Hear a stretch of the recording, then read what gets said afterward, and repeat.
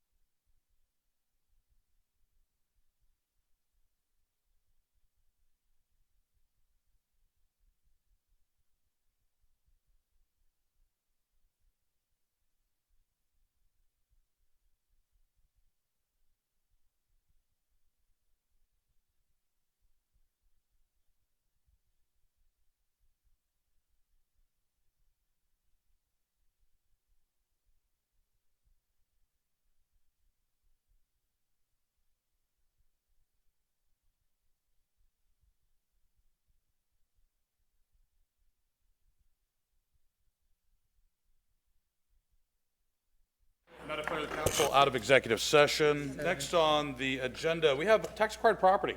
Mr. Eric Cousins and Kelsey Earl will be presenting. Sorry for the delay, folks.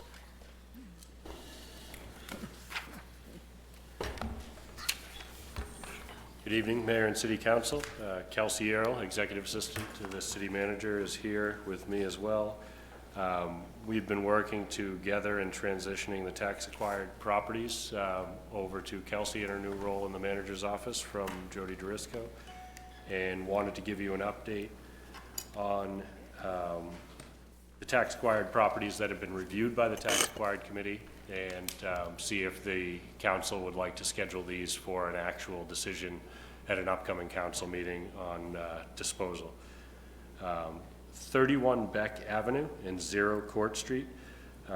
These are, if you're headed out Minot Avenue, take a right on Court Street. These parcels are on the left-hand side of Court Street just before you cross Taylor Brook, low on the hill. Combined total balance due for taxes is $10,601. We've given you all of the property details in the packet. If you want to look at maps or anything like that, we can certainly pull those up as part of the packet. One thing that we had talked to the council about previously on these is that there's 2 houses adjacent to Taylor Brook that used a portion of this parcel as their driveway. It's kind of a shared private drive between the 2 houses. We've since worked with them based on the previous discussions so that they acquired, one of the property owners acquired that narrow strip of land around their home so that they will always have access to Court Street. We didn't feel that that would affect the value at all of 31 Beck and 0 Court because it was a pretty minimal exchange of property and something that we had talked to you about before. The tax acquired committee recommends marketing these 2 lots as a single unit to get as much as we can from the general public for a sale. And I don't know if you want to ask any questions property by property, or I can run through all of them and then we can take questions. 16 Albiston Way. You may remember this one as a substantial demolition that the city had to do. That demolition is complete. The total taxes due are a little less than $16,000. Total demolition costs were in the neighborhood of $80,000. They were slightly less than that in the end. This property has interest from abutters. Maine Oxy on the upper side may have interest in the upper portion of the parcel, and there's a business on the lower side on Hutchins Street that may also have an interest. We do recommend that we put this out for sale, but we may want to consider splitting this parcel and offering it as 2 separate pieces to see if the city can maximize what they can obtain for value out of it.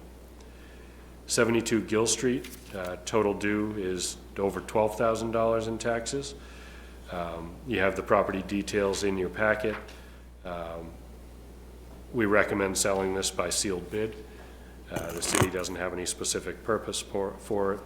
Reginald Street as well. There's nothing currently owed apparently for taxes. The committee had recommended on this one that we sell it to sealed bid by abutters only because it's not a buildable lot by itself. 325 Turner Street. There's $8,600 approximately in CDBG loans due on this property.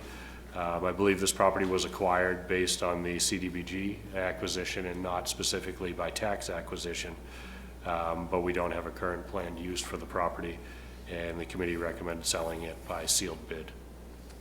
With that, we'd be happy to answer any specific questions about individual properties. Open it up. Councilor Zani, to my right first. On 325 Turner Street, where the question about environmental hazard, it says none known. What do you do to determine that? We look at the property file for the history of the property. That was a residential property, and there was no reason to believe that there would be environmental hazards present there. Okay. If there was a gas station, we would do some more research. Okay. Any other questions on that property too? Well, Do you have one a different one? Not to that specific property, Okay. but a different property. Can I come right back to you? I just want to piggyback off what Councilor Lozani said. There's $8,000 back due on a CDBG for an empty lot. What kind of CDBG loan was there for an empty lot? We could look at the details, but my recollection on that one is that that was demolition costs, that CDBG funds were spent to get rid of a hazardous, dangerous building. I could double check on that. If you though, could, I'm just whether or not it curious. was a loan to an individual or if the city just Eric, that's paid for the correct. demolition. It was to demo that building. Oh, was it demo? Yeah, Okay, that's very the good. cost to actually demo it. Thank you. Counselor Hayes? Thank you. A question not on any one of these properties, but a property close to the Beck Street property, a corner of Stevens Mill Road and Court Street, a property that's been used, I think, for fire training. What's the status of that property? I could look to see if the demo permit has been pulled, but I believe that property is slated for demolition, not a city demolition, but a private demolition. It's been in disrepair for a number of weeks now, and I think that right now it's a poor example. I think after a fire, we require things to be boarded up. That property is not boarded up. We can contact the property owner and see what their timetable is. I wasn't aware that it hadn't been demoed, but I did notice a number of weeks ago that it had been used for training, I assume, for the fire Yes. department, which we see in a lot of demo buildings. Okay, thank you. Counselor Fournier? I think that's correct what Mr. Cousins said, because every time I go by, I notice that more holes are put in the roof and on the sides of the building. So I think that it's been that way for a while, but I'm a little concerned with how long it's taking to get that down, because we're going to have people coming in there and someone might be hurt and then we'll be sued. I think we'd like to see Do you it have done. anything, any questions on the tax-acquired properties? Pardon me? That wasn't tax-acquired, but anything on the tax-acquired properties? No, No? that's the Okay. one that we were talking about is That's just an abutting property to tax-acquired. Is there any other comments or questions? Counselor? Just a little question. You notice on that one that you hadn't mentioned the $80-something thousand demolition costs on Alveston Way. Are there any other costs in any of these properties that are not included that may be there? I would assume that 80,000 would be there. Inside the packet, the Elviston Way, the property review form does mention It does, okay. the demolition costs as a note on there. So it is in there, it's just not included in amounts due because we don't expect to recoup those costs. Are you saying we don't? So we're going to sell it for what's owed but not try to recoup any of the costs for demolition? yeah, exactly. Seemed to me we'd want to, instead of taking, what is it, a very small amount of money, we'd wait to see how much we could get. I don't know. Does that make sense? Well, I think the sealed bid process would allow us to look at all of the bids and choose the highest bidder or decline them all. I don't know that we'll recoup all of our costs on that one, and then you as the council, I think, would have to decide if you want to just keep it forever because we can't get the full amount back, or if you'd like to take what you can get. That's true. Like a rock and a hard place. I understand Market that. rate. It is, because those are expensive costs to the city, to the They were. taxpayers. And there was no recourse to the previous owners. Once we foreclosed on it, we owned it, and there was no way to put a, The city owned it when we decided to demolish it. yeah. And on the flip side, a marketer's not going to go and pay twice what the market rate is for property just to help the city recoup their investment. But it was a hazard to other properties that we needed to eliminate.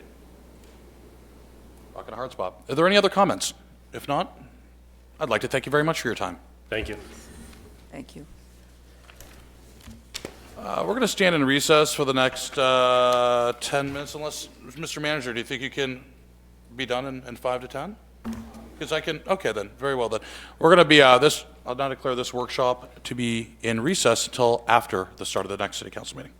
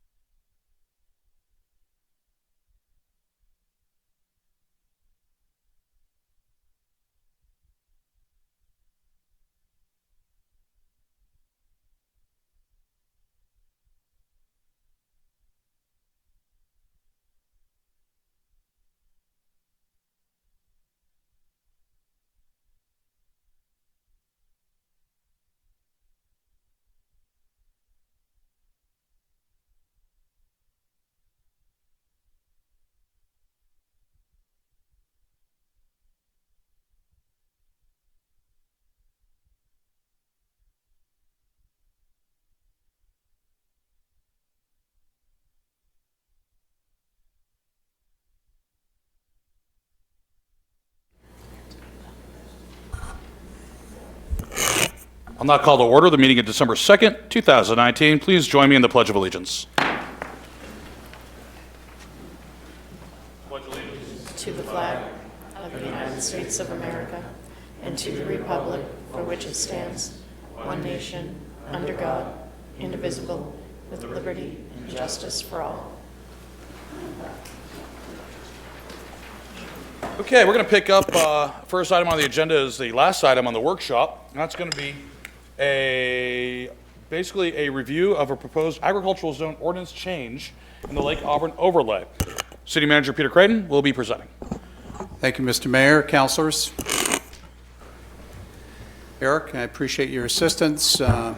This is, for people in the audience, this is similar to the last meeting that we had, so the first, I think, 3 slides are very much the same as what we did before. Why don't you go to the next slide, Eric? So we're going from 50% to 30% of household income. This is a councilor's recommendation at this point. The majority of the councilors, I believe. We were talking about basing this on median Auburn household income. And you can see the median Auburn household income is $46,976 per the Crossroads report. Meaning lots that generate at least $14,093 in farming revenue would qualify. Lower earning households can qualify with less farming revenue. Eric, you go to the next slide. I think this is the pertinent slide. At the last meeting, it was clear from the comments in the audience from citizens who were present that there was a very much a concern over the watershed. The councilors and the mayor, I think, all understand that, agree with that. This is language that was worked out between the city's attorney and also the attorney for the Watershed Commission, Jim Pross. I think, Jim, you would agree with that? Sid Hazelton. So this language reads, for those who are at home, residential dwellings, section notwithstanding section 60-145, 60-145, I should say 145A1, 60-145B, 18, and 60-146, 1C.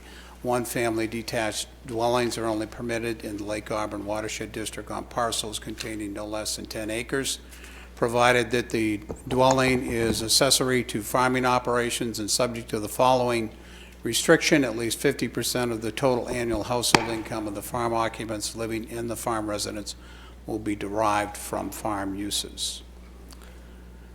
And I think essentially this is the major difference between the presentation at the last meeting and the one that I'm giving this evening. The next slide, I think, Eric, shows the information on the use of non-conforming lots in the ag zone. And then the final slide is, I think, the schedule. There is a special planning board meeting scheduled for tomorrow evening, December 3rd, to review recommendations to the changes to the ag ordinance and a public hearing on changes to the ag zone, with a special meeting on December 9th with a second reading public hearing for ag ordinances in the ag committee. And I think that's the final slide. Council, is there any questions for the city manager on this? Starting over here, Councilor Garrett. Thank you, Mr. Mayor. I just saw and I just heard you say that in that shore protection area, Yes. the median farm income is 50%. Is that going to be different than what has been proposed of 30% in other areas? It is. In the watershed, what we're basically saying is that there would be no change, okay, for the watershed area. It would remain the status quo. Okay. Is there any other questions on this or clarification points? Councilor Hayes? I guess 2. One, just back to that question, is there a reference in the ag zone to reference back to the Lake Auburn watershed overlay zone, to make sure people reading the ag zone language recognize, as they read it, there is an exception with respect to the Lake Auburn watershed? That's a good question. So you're saying if they don't go to the watershed section, are they going to understand that? Correct. I mean, if they Okay. just go to the ag zone, Yep, there should be some reference right. that there is an exception. I believe there is a reference to that. Phil, are you looking for that right now? Or Eric, you have that? I can answer that. So if the way it's drafted, in order to make the clear distinction between the 30% and the 50% language is in the watershed overlay. If your property is located in the overlay, so you first look at a zoning map and you see that it's in the overlay and you see what the underlying zone is, so you are directed to look at both. So that this restriction on residential dwellings falls within a section in the watershed overlay zone that also contains additional restrictions for other types of uses. This is just one additional restriction. The draft does specifically say, so it's very clear, that in the special exceptions for the 5-acre parcels, that parcel cannot be located in the overlay. So between those two, it's really clear that it can't be located in the overlay, but to get the difference between the 30 and the 50, you do have to look at the overlay district, but if your property's there, you have to look at it anyway. But a lot of people look at a map and they still recognize that I'm in the ag zone, so they go there first. Sure. And maybe overlooking that they should also go to the overlay zone. I'm just thinking some language to be sure that it's emphasized that if you're in the watershed, go to the watershed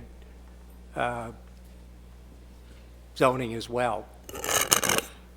That overarching statement may be elsewhere, that's not Okay. in what we've done, but. And there are a lot of other standards that apply in the Lake Auburn overlay that apply to all zoning districts that are not specifically referenced in each one of those zones, but Okay. I hear what you're saying. Second question, going back one slide, I think use of non-conforming lots in the ag zone. Okay, the first must meet the income standard adopted. What is the standard adopted? Go ahead, Eric, if you want. The draft that's in front of the council tonight has the staff had recommended 40%. The council in workshop had discussed a 30% standard, so the draft that's in front of you tonight is 30% income, either median household income or that particular farm family's income, but it's a 30% standard. So we haven't done anything with respect to legitimizing the farming activity on the ground prior to construction. And we haven't addressed the verification on an annual basis of income derived from the land. We have attempted to do that. Now, whether it meets your standards or requirements, I'm not sure. Eric, you have that language in front of you that we put in?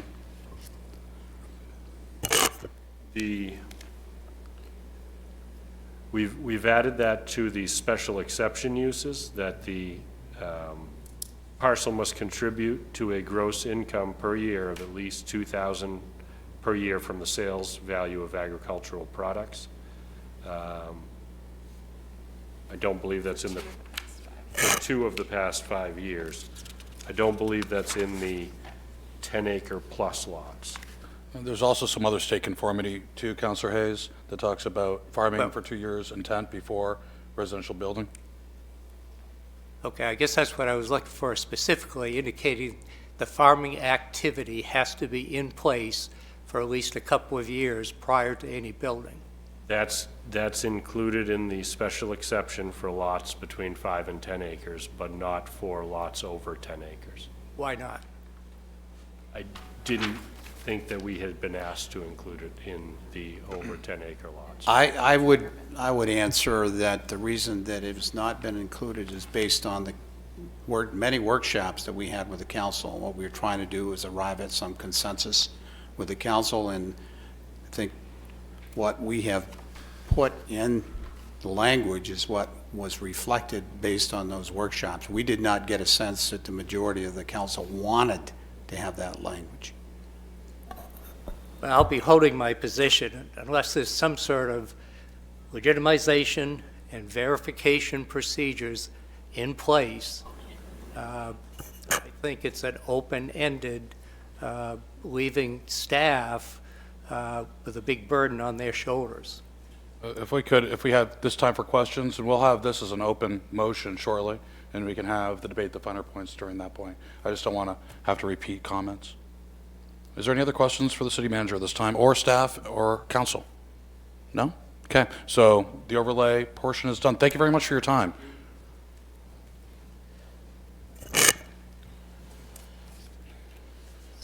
Okay, we're going to now get into regular meeting agenda here, if we could. First of all, we have 3 consent items on the agenda. I'll entertain a motion. So moved. Motion from Councilor Gary. Do I have a second? Second. Second from Councilor Fournier. Show of hands, all those in favor?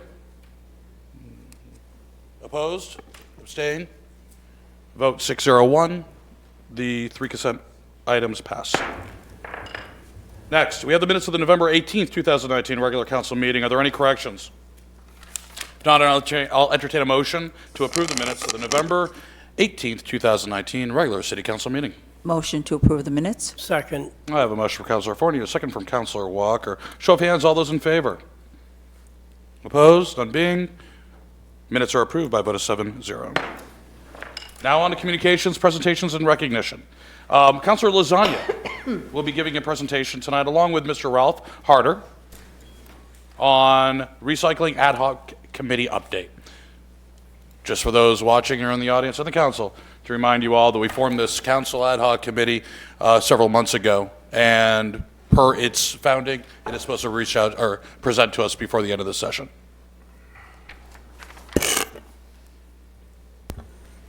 Thank you very much. It's been really a great opportunity to get together with a group of very smart, very motivated, and dedicated people on this committee.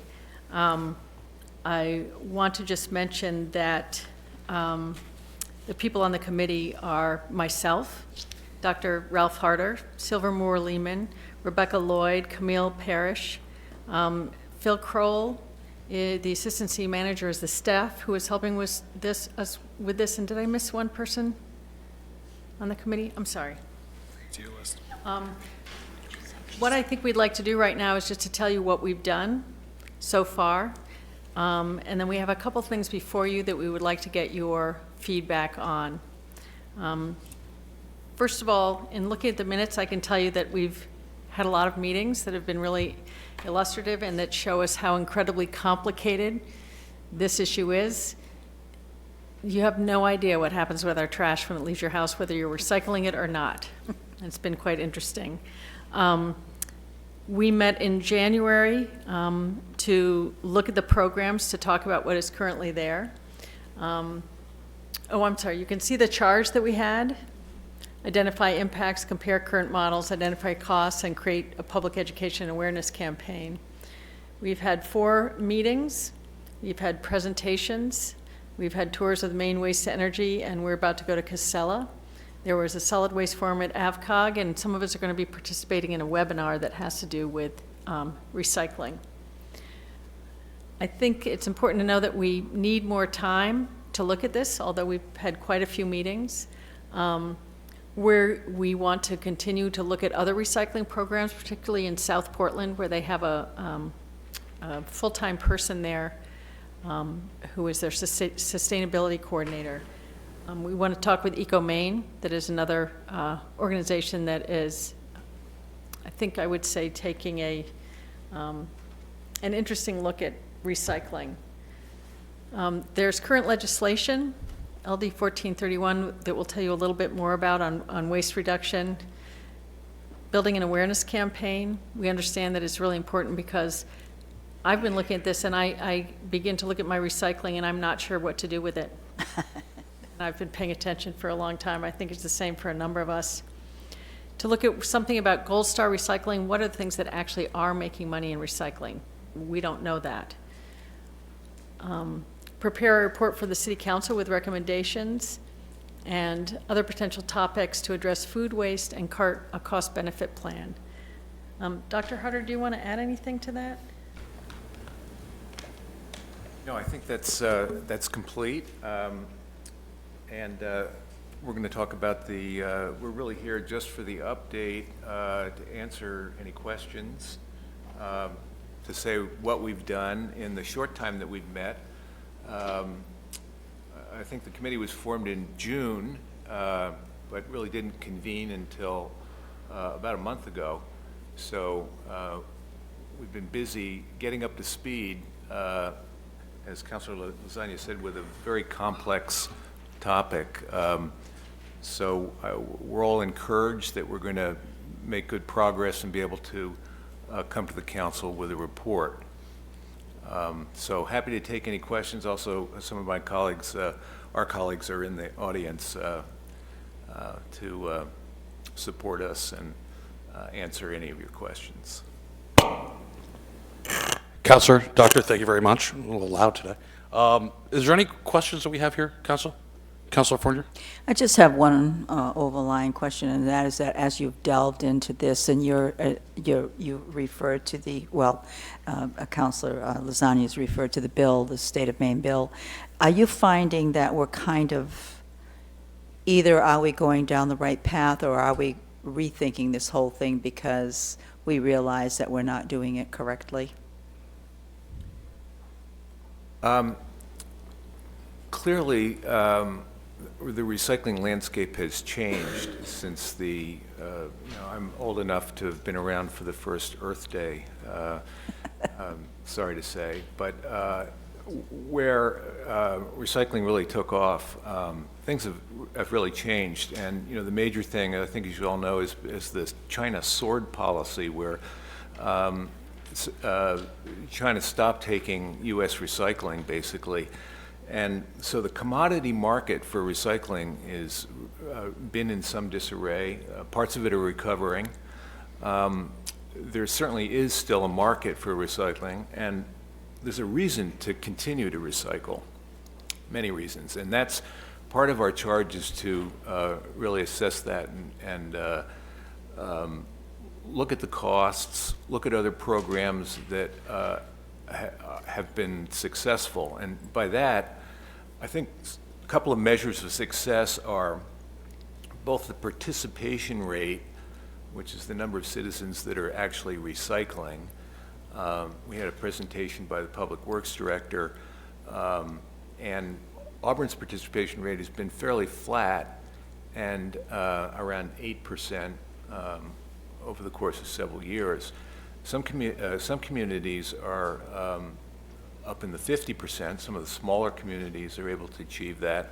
But even some of the larger communities, the size of Auburn, are in the 20%. So the citizen participation rate is an issue. And the other issue is what amount of material in the solid waste stream is able to be recovered and recycled. Because I think we all agree that there's too much waste. Exactly. And there's a problem in getting rid of it. There's a problem, so that is something that we have to address. We're still trying to get a handle on what we call the recycling rate, what amount of material in the solid waste stream do we as a community recover. But that's an important number. So there's certainly areas, those areas for improvement. But the other issue, and that is referenced in the resolve that's before the legislature, to focus on the supply side of the waste stream. So this is the idea that producers of packaging material do have a responsibility, or should have a responsibility, in both recycling and in paying to dispose of that material. And if we can craft some legislation that would bring that to fruition, and that's what the legislature will be working on in the coming months, then I think that will go a long way to supporting community municipal recycling. If I could just piggyback on that, Dr. Harder. Yeah. So you're actually asking the council on the next meeting to adopt a resolve supporting LD 1431? Now, this resolve, I started doing some research on it. Yes, it is a resolve, and it did pass, and it was signed by the governor last session. I don't know the count or whatnot, but it did pass. But it is a non-binding resolve encouraging this to go forward.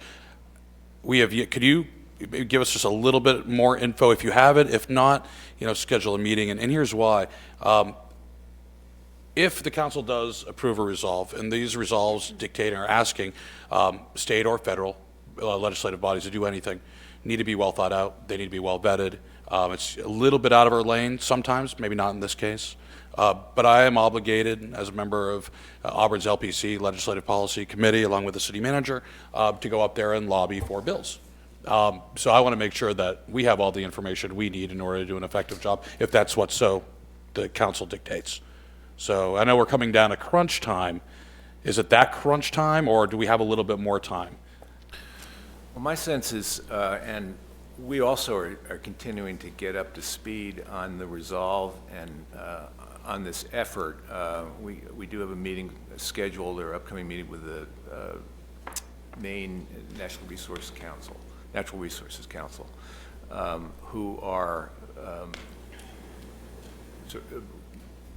supporting this. So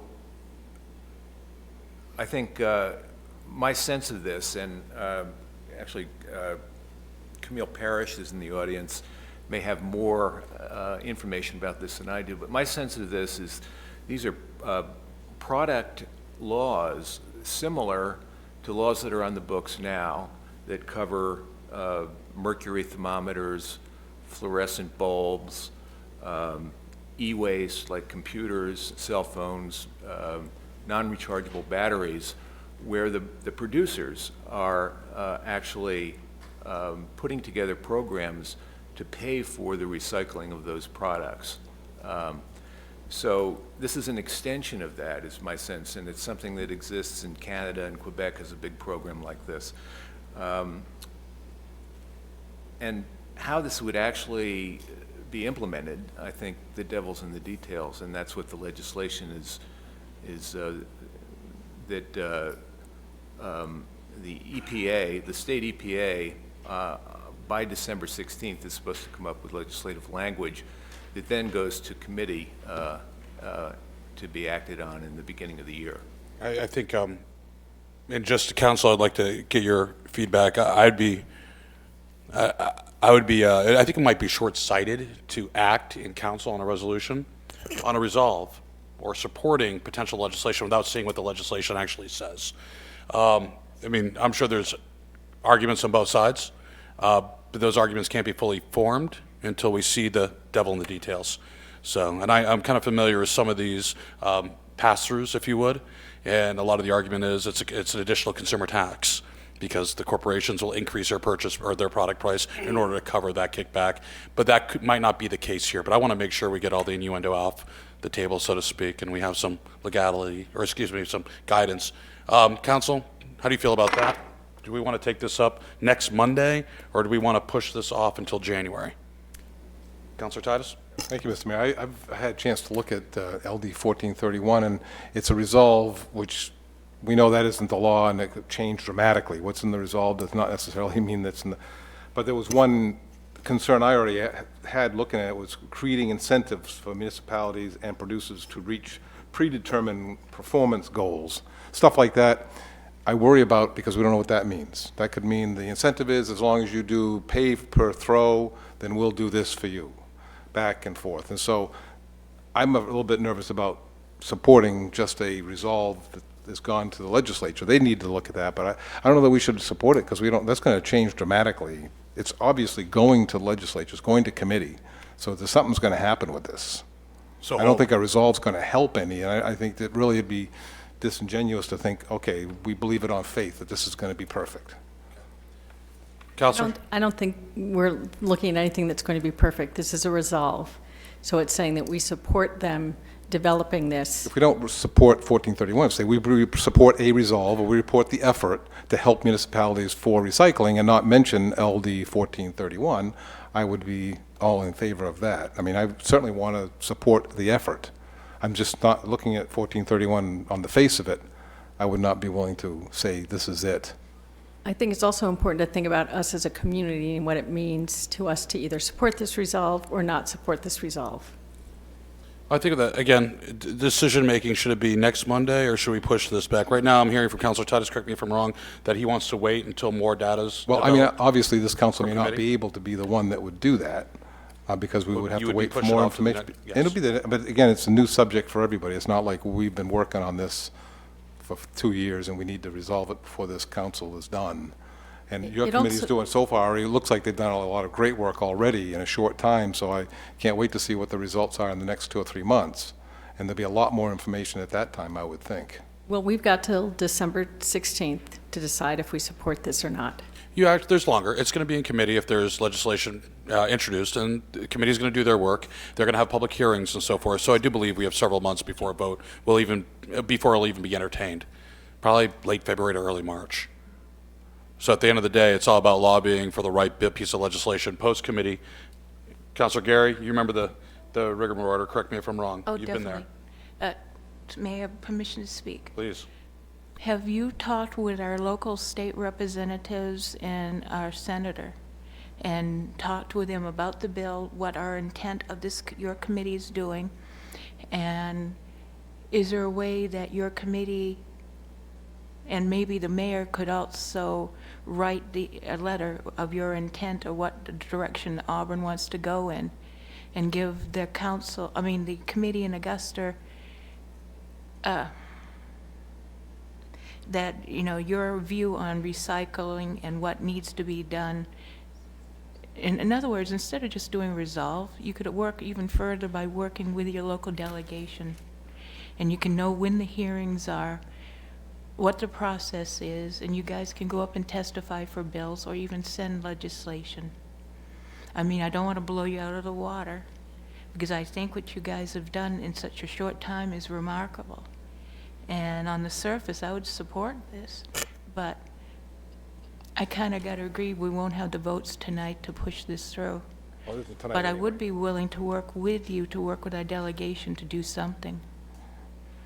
Well, certainly that'll be part of moving forward, who we'll be meeting with and speaking with, but I think if you read the resolve, it should allay some of these fears. And if I could, I just want to make sure, and I need to err on the side of caution with the council, because I'm looking back about 2 years ago when we had a resolution supporting a specific electrical corridor through the state of Maine, which passed almost unanimously. Over the course of the next several months, as more information was coming out, there was a lot of councilors that approached me saying, I wish I could change my vote now. And that's what and you're one of those people, Councilor Lasagna, so that's why I'm tempering any comment or a rush to a vote, knowing how the legislature works and reading the resolve, but understanding that supporting a resolve it might be a little premature before we see the final piece of legislation, or at least the one that's in committee to be worked. So that's why I'm saying that. But again, it's up to the council here and what they want to do. If we want to postpone, or if you want to act on our next meeting. Councilor Fournier?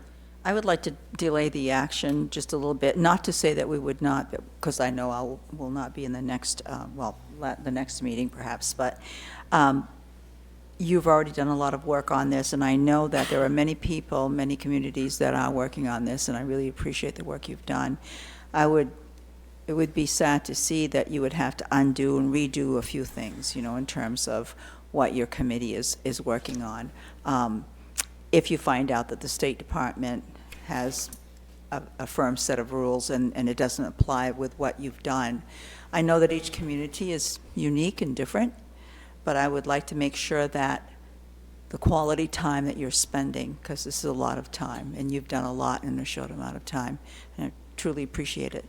I don't want to have you revisit things and go back, and work it over again. But I think that we all have the right idea in mind. We want to I mean, I'm a recycler from way back before we even did it.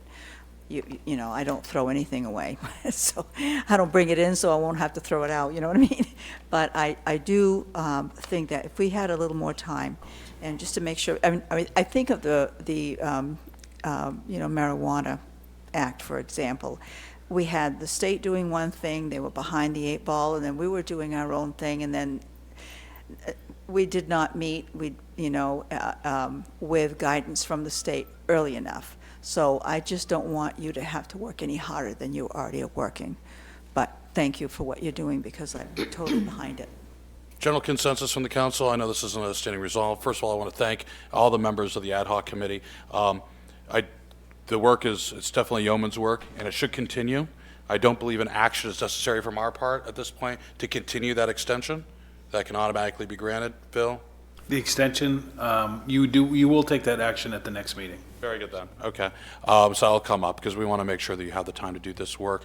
And we're all okay, council, with delaying until further direction from the legislature? I'm not in favor of potential that, these? but I'm sorry? I'm not in favor of that, but I'm only one member. Very good. Thank you. Duly noted. Could I also say that, I mean, I'm new to this, so basically what we're looking for is really, is this a good idea? I mean, we're all trying to support the recycling program and programs, the concept of recycling. So is it a good idea to focus on the producer and put some responsibility on the producers of waste? It's really, and to answer your question, I think one day it could be yes, but the devil is in the details, as was stated earlier. It's really the details that matter. If it's erroneous with penalties to the producer and it's counterproductive and it increases consumer-based pricing substantially, it's a tax, you know, and we have to weigh that. So there has to be some things. It's not just as simple as, hey, you just pay $16 million a year. You've got a million different distributors of products in Maine, which is making up only 0.33% of the entire country's population. So we do have to look at that and how that affects us. And how it affects the business environment as well. Does it affect our producers of packaging negatively? And does it affect our producers of agricultural produce who package and ship off to distributors negatively? So there is some things that do need to be, I think, well thought out. Not to say it's a bad idea. Sounds great on the surface, but I think we need to dig down just a little bit deeper. And the only way we're going to do that is through guidance from the legislature. What happens during public hearings, which we should be part of, and what happens during committee work, in order to get a consensus. Okay? But love the concept. A, recycling good. Okay? Earth good. We need to support those efforts. So yes. Anybody want to add on parting on this? Good? Okay. Thank you very much for your time. Thanks.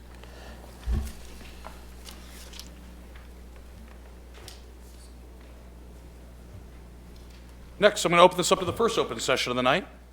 Members of the public are invited to speak to the council about any issue directly related to city business, which is not on tonight's agenda.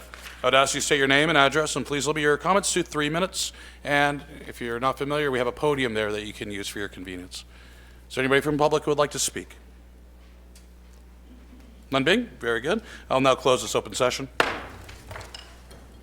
Next, unfinished business. Mr. Mayor? Yeah, Mr. Is it Titus. possible to suspend the rules and take an item from new business and put it to the beginning of old business before we start with old business? We can actually suspend the rules to take an item under new business out of order before we move on to unfinished business.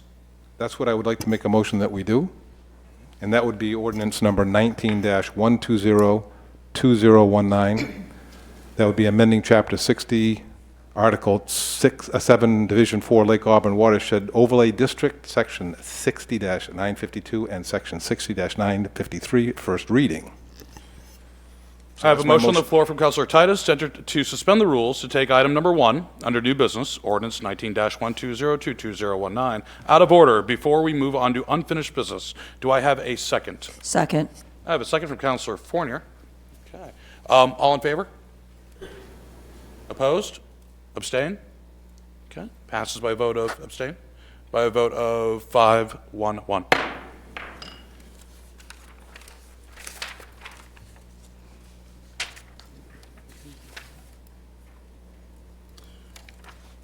Okay, at this point, since we've suspended the rules and we're taking an order out of order, We have a proposed ordinance 20-120219, adopting the Agricultural Committee, excuse me, 19-12022019, amending Chapter 60, Article 12, Division 4, Lake Auburn Watershed Overlay District. This is a first reading. Do I have a motion? So moved. Do I have a second? Second. Okay, very good. We got a motion from Councilor Titus, a second from Councilor Fournier. So we're taking this out of order. I'll start this off. Is there any public comment at this time? Just so people at home understand what we're doing. In order to feel more comfortable about future votes on the agricultural ordinance, we want to make sure that the overlay language that was talked about last meeting and earlier today is handled first and foremost. Good evening. Kathy Shaw, Soapers Mill Road, Valley View Farm, and Four Season Farm Market. Now, I'm understanding that this agricultural overlay affecting Lake Auburn is essentially going to roll back the agricultural zone discussion that we've been having to the current limits. Is that correct, essentially? Yes. Or remain So unchanged. what's happening then is exactly what I asked folks not to do 3 months ago, and that's split our ag zone. You are going to make South Auburn the sacrificial lamb. I appreciate that Lake Auburn is a very special, unique entity, but so is South Auburn. And by doing what you've done for Lake Auburn, you're taking away from South Auburn. Thank you. Is there anybody else in the public who would like to speak?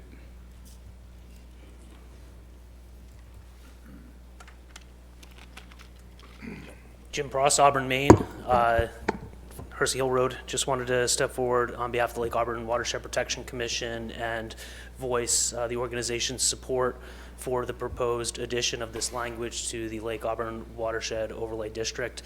We want to thank the councilors at the City Council who pushed for this at our last meeting, and also to the staff for their hard work and diligence in putting some language together in pretty short order.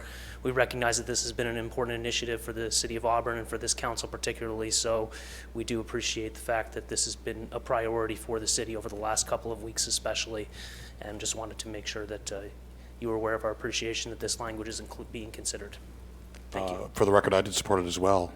I don't want you to forget about me. I didn't forget about you, Mr. Mayor. Thank you, Mr. especially. Cross. Thank Appreciate you. it. Anybody else in the public who'd like to speak? None being? Okay, I'm going to bring it back to the council now for debate. We've had a lot of conversations on this. Is there anything else? Any summarization? Any debate on this? And again, I'm stressing the term debate versus speeches from the from the floor of the House. Opposition? Support? None being? Okay, we're going to move on to a vote. And I believe. Where? What? Mr. Mayor, I think Councilor Gary has something to say. Did not see your hand. I apologize. Councilor Gary. As much as I support clean water and the water around Lake Auburn, I still feel that we're trying to push through stuff at the 12th hour without fully knowing all the unintended consequences that may affect not only the drinking water, but the farmers that own the property there. I know we need to do what is right to preserve the water. I'd feel more comfortable, instead of rushing this through, that we put all the stuff that we've been working on for the last couple of weeks into the hands of the newly formed committee for the Ag Committee. Let them thrash it out and do more careful and thoughtful research to make sure everything that we're possibly doing doesn't set us back even further than we are by doing nothing. So I cannot support this as much as I do support the clean water and all the efforts we're trying to do to preserve it. Very good. Thank you, Councilor Gary. Is there any other comments, either support or against? Councilor Ozanian? I think we do also want to consider other bodies of water in the Royal River, which we haven't really thought about, which is in South Auburn. So we are preserving the overlay district, which I believe in, and I'm glad that that has been included. But I agree that we're not looking at the entire ag zone in terms of water protection. Any other comments or debates? Nope, none being. At this point, I believe we're a roll call vote. Counselor Young, Yes. Counselor Gary, No. Counselor Lasagna, No. Counselor Hayes, Yes. Counselor Titus, Yes. Counselor Fournier, Yes. Counselor Walker, Yes. Ordinance passes by a vote of 5 to 2.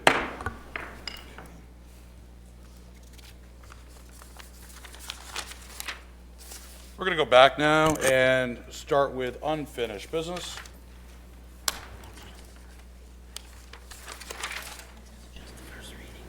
yes. 15 dash, right? 15, got it.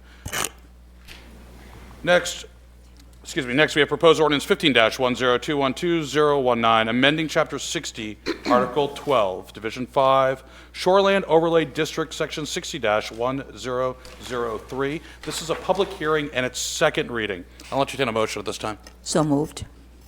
I have a motion for Councilor Forney. Do I have a second? Second. Second from Councilor Hayes. I'll open this up to the public for public hearing. Are there any members of the public that would like to speak?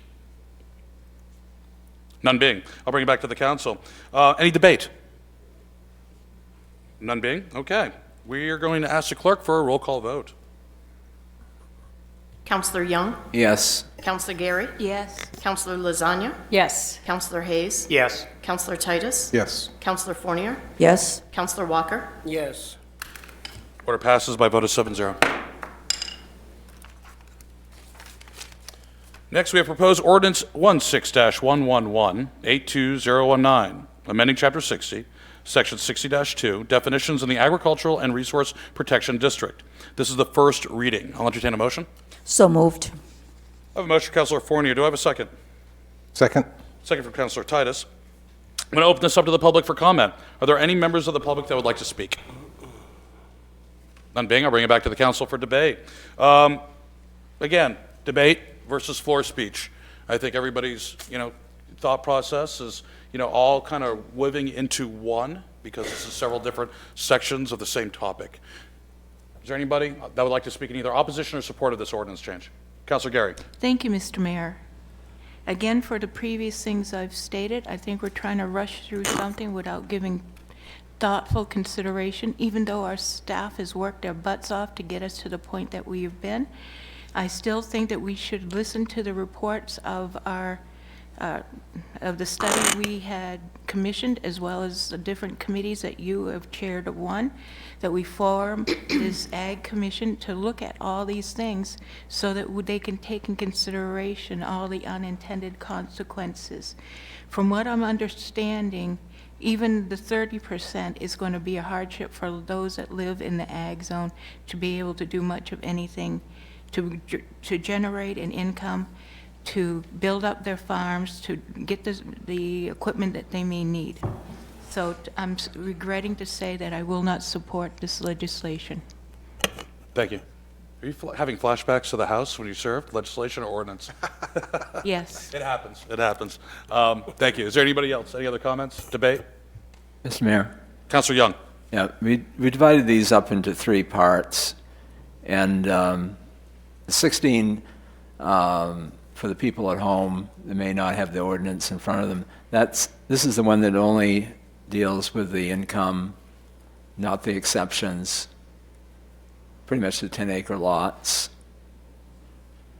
Am I correct on that? Yes. Okay. Correct. I'm sorry. What kind of disturbs me in a way is that we go with 30% of the median income, which, for all practical purposes, that means that these people, if they're actually making that amount, and I know that farmers get only paid per harvest, they don't get paid per hour.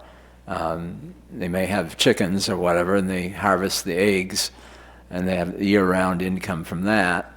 But pretty much, that's when they get paid, the harvest. So if it's a good year, they make lots of money. And if it's a bad year, then maybe they come up short. So 30% of the median income would probably qualify them for food stamps, because that's poverty. So, but keep in mind that we look at 10-acre lots.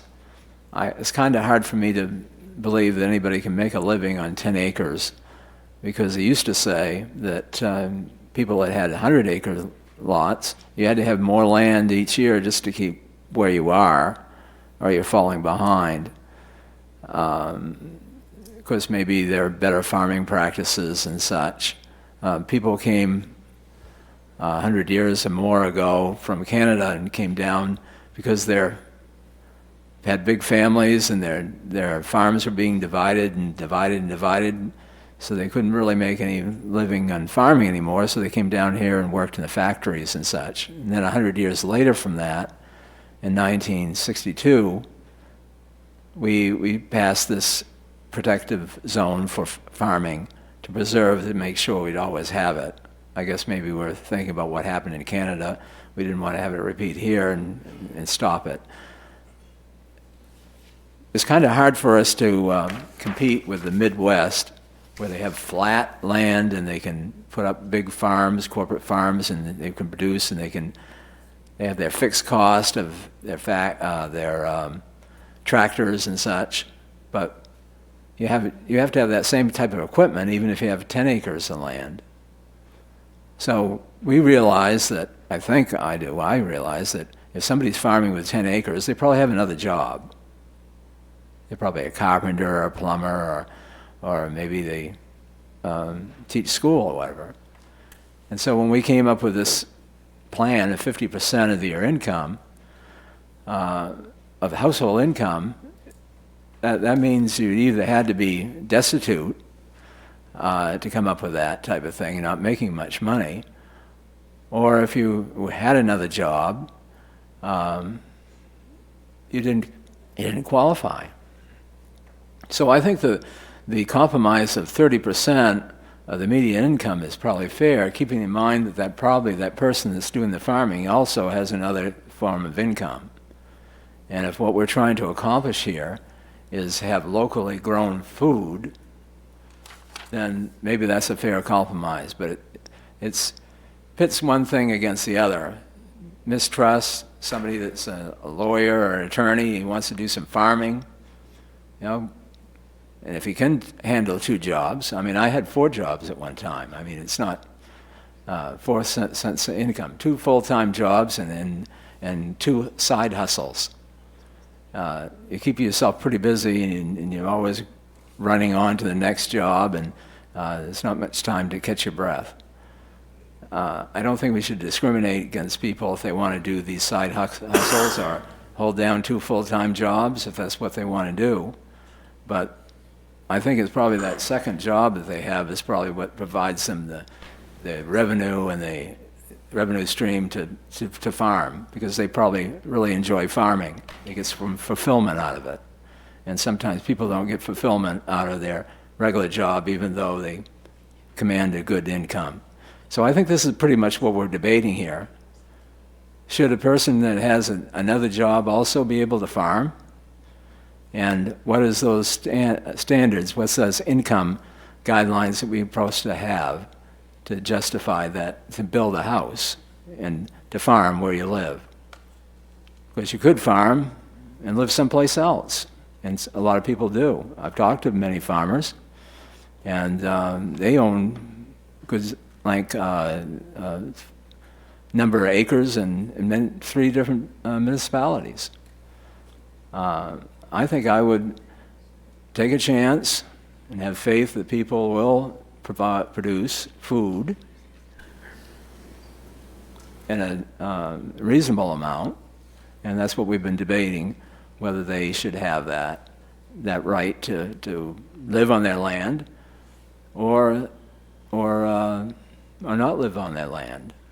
But I feel pretty uneasy about the 30% of median income, because what are we doing? Are we welcoming people that are going to be in poverty? Or are we realizing that they also have a second job that's probably going to provide them to the cost of buying that additional that tractor or something? Thank you. Anybody else? Councilor Ziner, start at the far right, work away. Councilor Hayes. I still have a question about how we came up with 30% rule, and I know that the city manager said that the council voted on it, but I'm still not sure what it's based on, and did we see what actually, looking at the farmers who are farming, what are they making? Mr. Mayor, just for clarification, we're on 60-2. We've started talking about income. 60-2 is about clarification of the definitions. And so that removes all reference to the income and also any other standards. So this is just to be consistent with the definition of farm. Thank you. Thank you. I got distracted. So the definition of farm is based on which definition are we using? I'll read it if I could, and I have it in front of me, and correct me if I'm wrong. There's a couple versions out there, but for the purposes of this chapter, the following words and terms are used herein shall have the meanings or limitations, meaning hereby defined, explained, or assigned. Farm means any parcel of land which is used in the raising of agricultural products, livestock, or poultry, or for dairying. Okay. Is there any other debate on the definition? Again, this is all in everyone's packets as well. I would just say, does that actually cover the kind of farming that we're hoping will happen in this community? Okay. Is there any other debate? Opposed? None being? I'm going to ask for a roll call vote from the clerk. Counselor Young? Yes. Counselor Gary? No. Counselor Lasagna? No. Counselor Hayes? Yes. Counselor Titus? Yes. Counselor Fournier? Yes. Counselor Walker? Yes. Okay, the ordinance passes by a vote of 5-2. Next, we have proposed ordinance 17-111-8-2019, amending Chapter 60, Section 60-145, Use Regulations in the Agricultural and Resource Protection District. This is the first reading, and I'll entertain a motion. So moved. A motion for Councilor Forney. Do I have a second? Second? I have a second for Councilor Titus. I'll open this up to the public for comment. Are there any members of the public that would like to speak? None being, I'll bring it back to the council now for debate. Start on my right the last time, start on the left this time. Councilor Young, anything? So this is the one that, for the income thing, not the exception. 10-acre lots. So currently, you're looking at 60-145, which is use regulations. So you have your permitted use. This is where clarification was made that this references on parcels containing no less than 10 acres.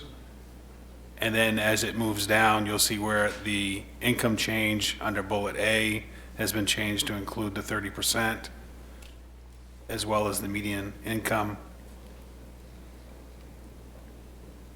But it's not the 5 acres.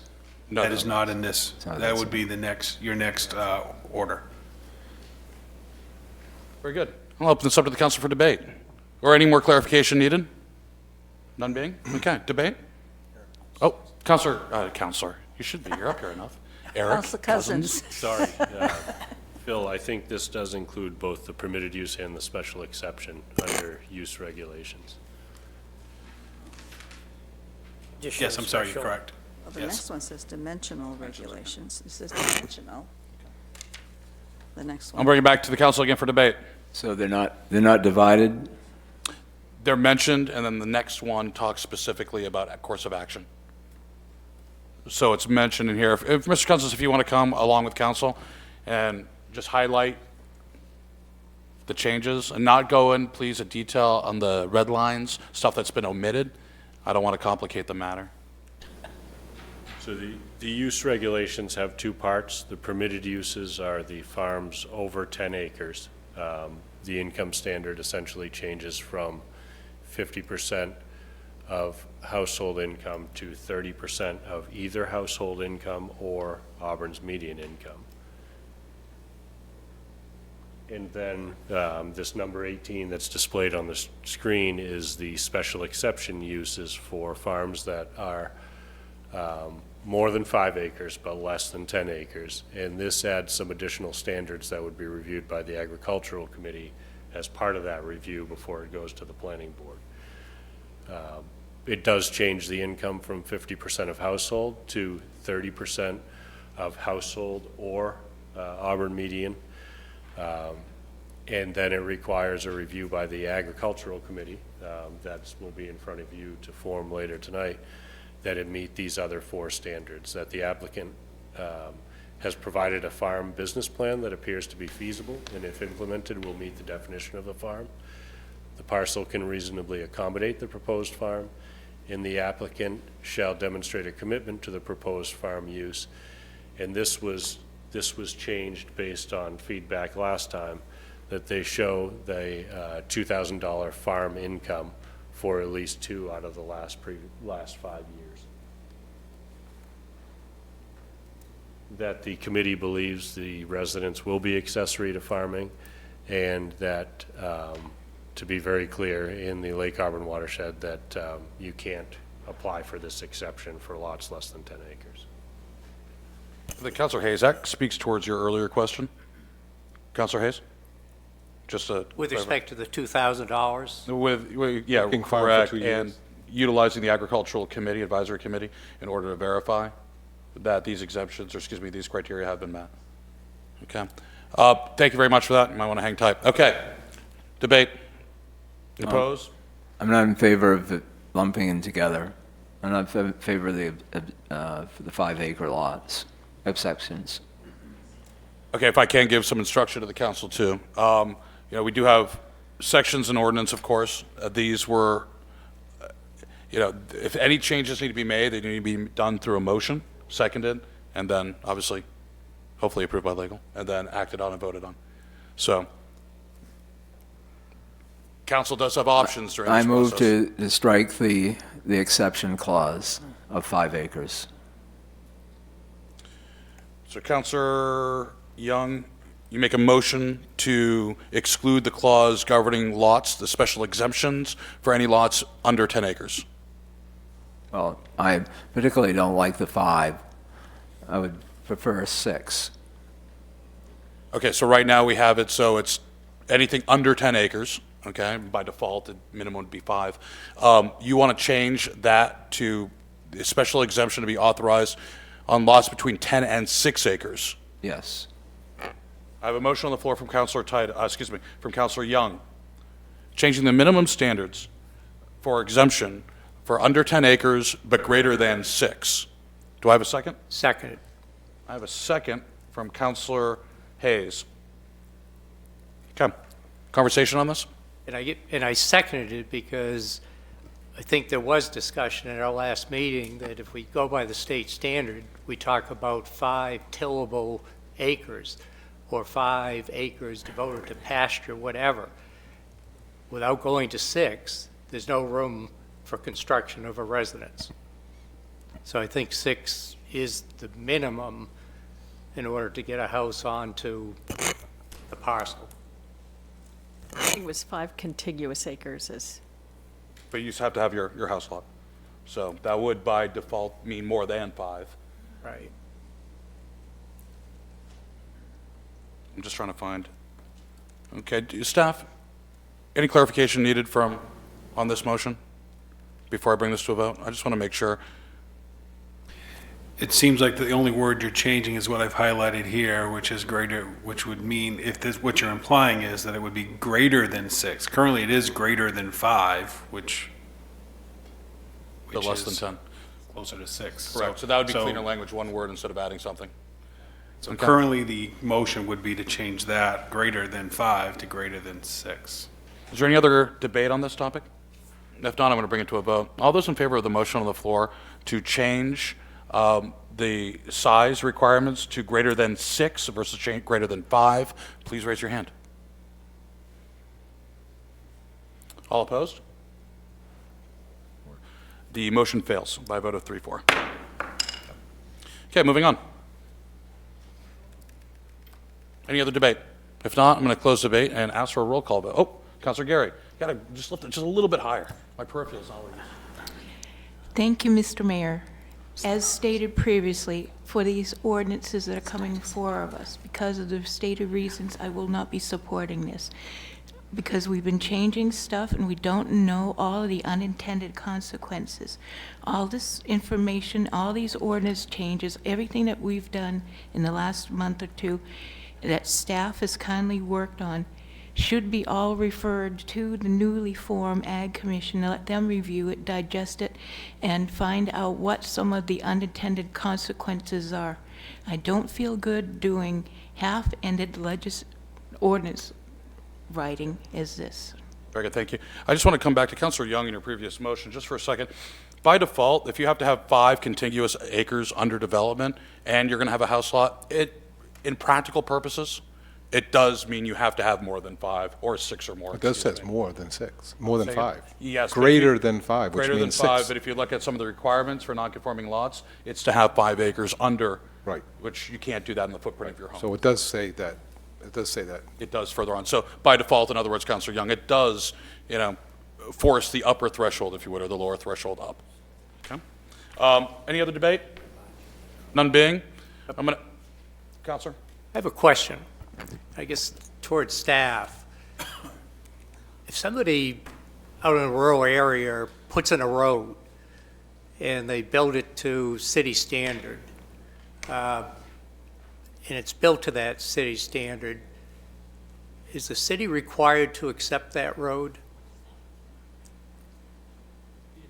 A new road, for the purpose of frontage on new lots, would have to be approved by the planning board.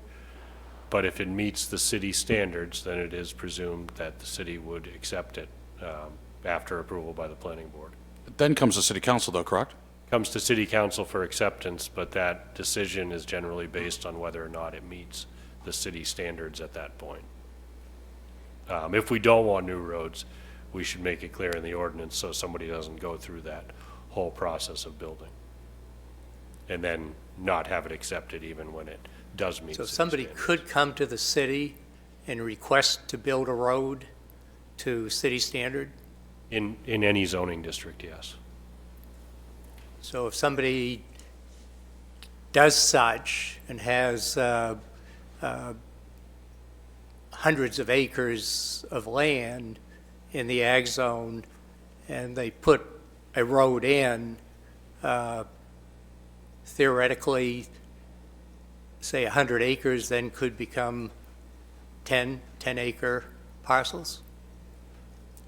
I think with the planning board's background on the ag zoning district, that would raise some red flags, and I'm sure there would be some discussion, but yes, they could potentially do that. Yeah, and again, hypothetically, just the comp plan is pretty clear on development. Now, if they were building 10 farms, they're building 10 farms. We haven't seen 10 farms happen in the last 60 years. So I put that at a highly improbable level. And the comp plan is pretty clear. Counselor, you served on the planning board. It states no new development, but an increase in agriculture is desired. So, any other debate?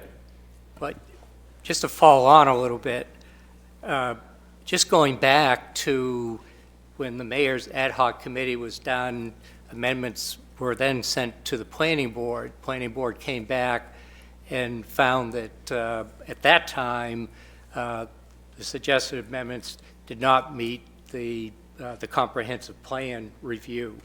I guess that's essentially what's happening tomorrow at the planning board special meeting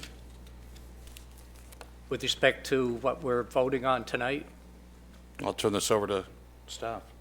That's No correct. jurisdiction of On the planning board. the Lake Auburn overlay changes and these 3 sections of ag zone changes, the definition, the dimensional standards, and the use regulations, those 4 items will go to the planning board tomorrow night for a recommendation to you before you have a second reading. Which is a week from tonight. Correct. So I guess, just reviewing tonight, we almost have to go back to maybe what we received as recommendations from the planning board the last time, some of the criteria that they found that didn't meet the comprehensive plan. Do we feel what we're presenting tonight does? Things have been significantly changed, and that's why we're voting.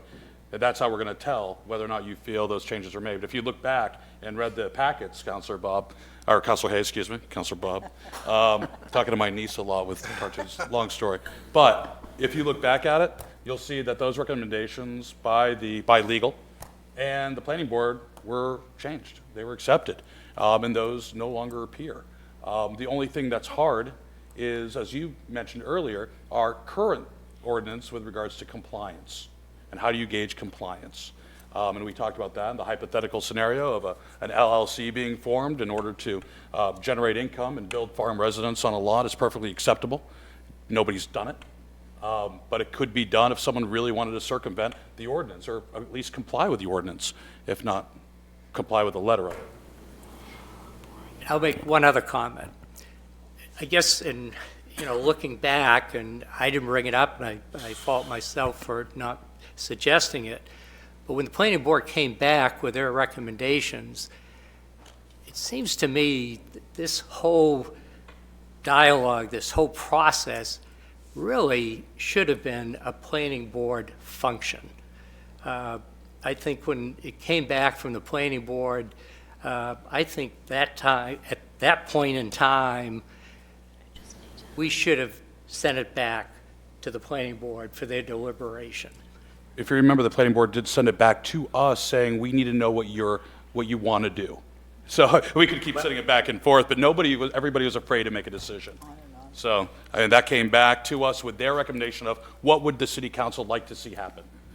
So we did have these workshops at these meetings. Sorry, I don't want to keep going back to, stated history that's on the record.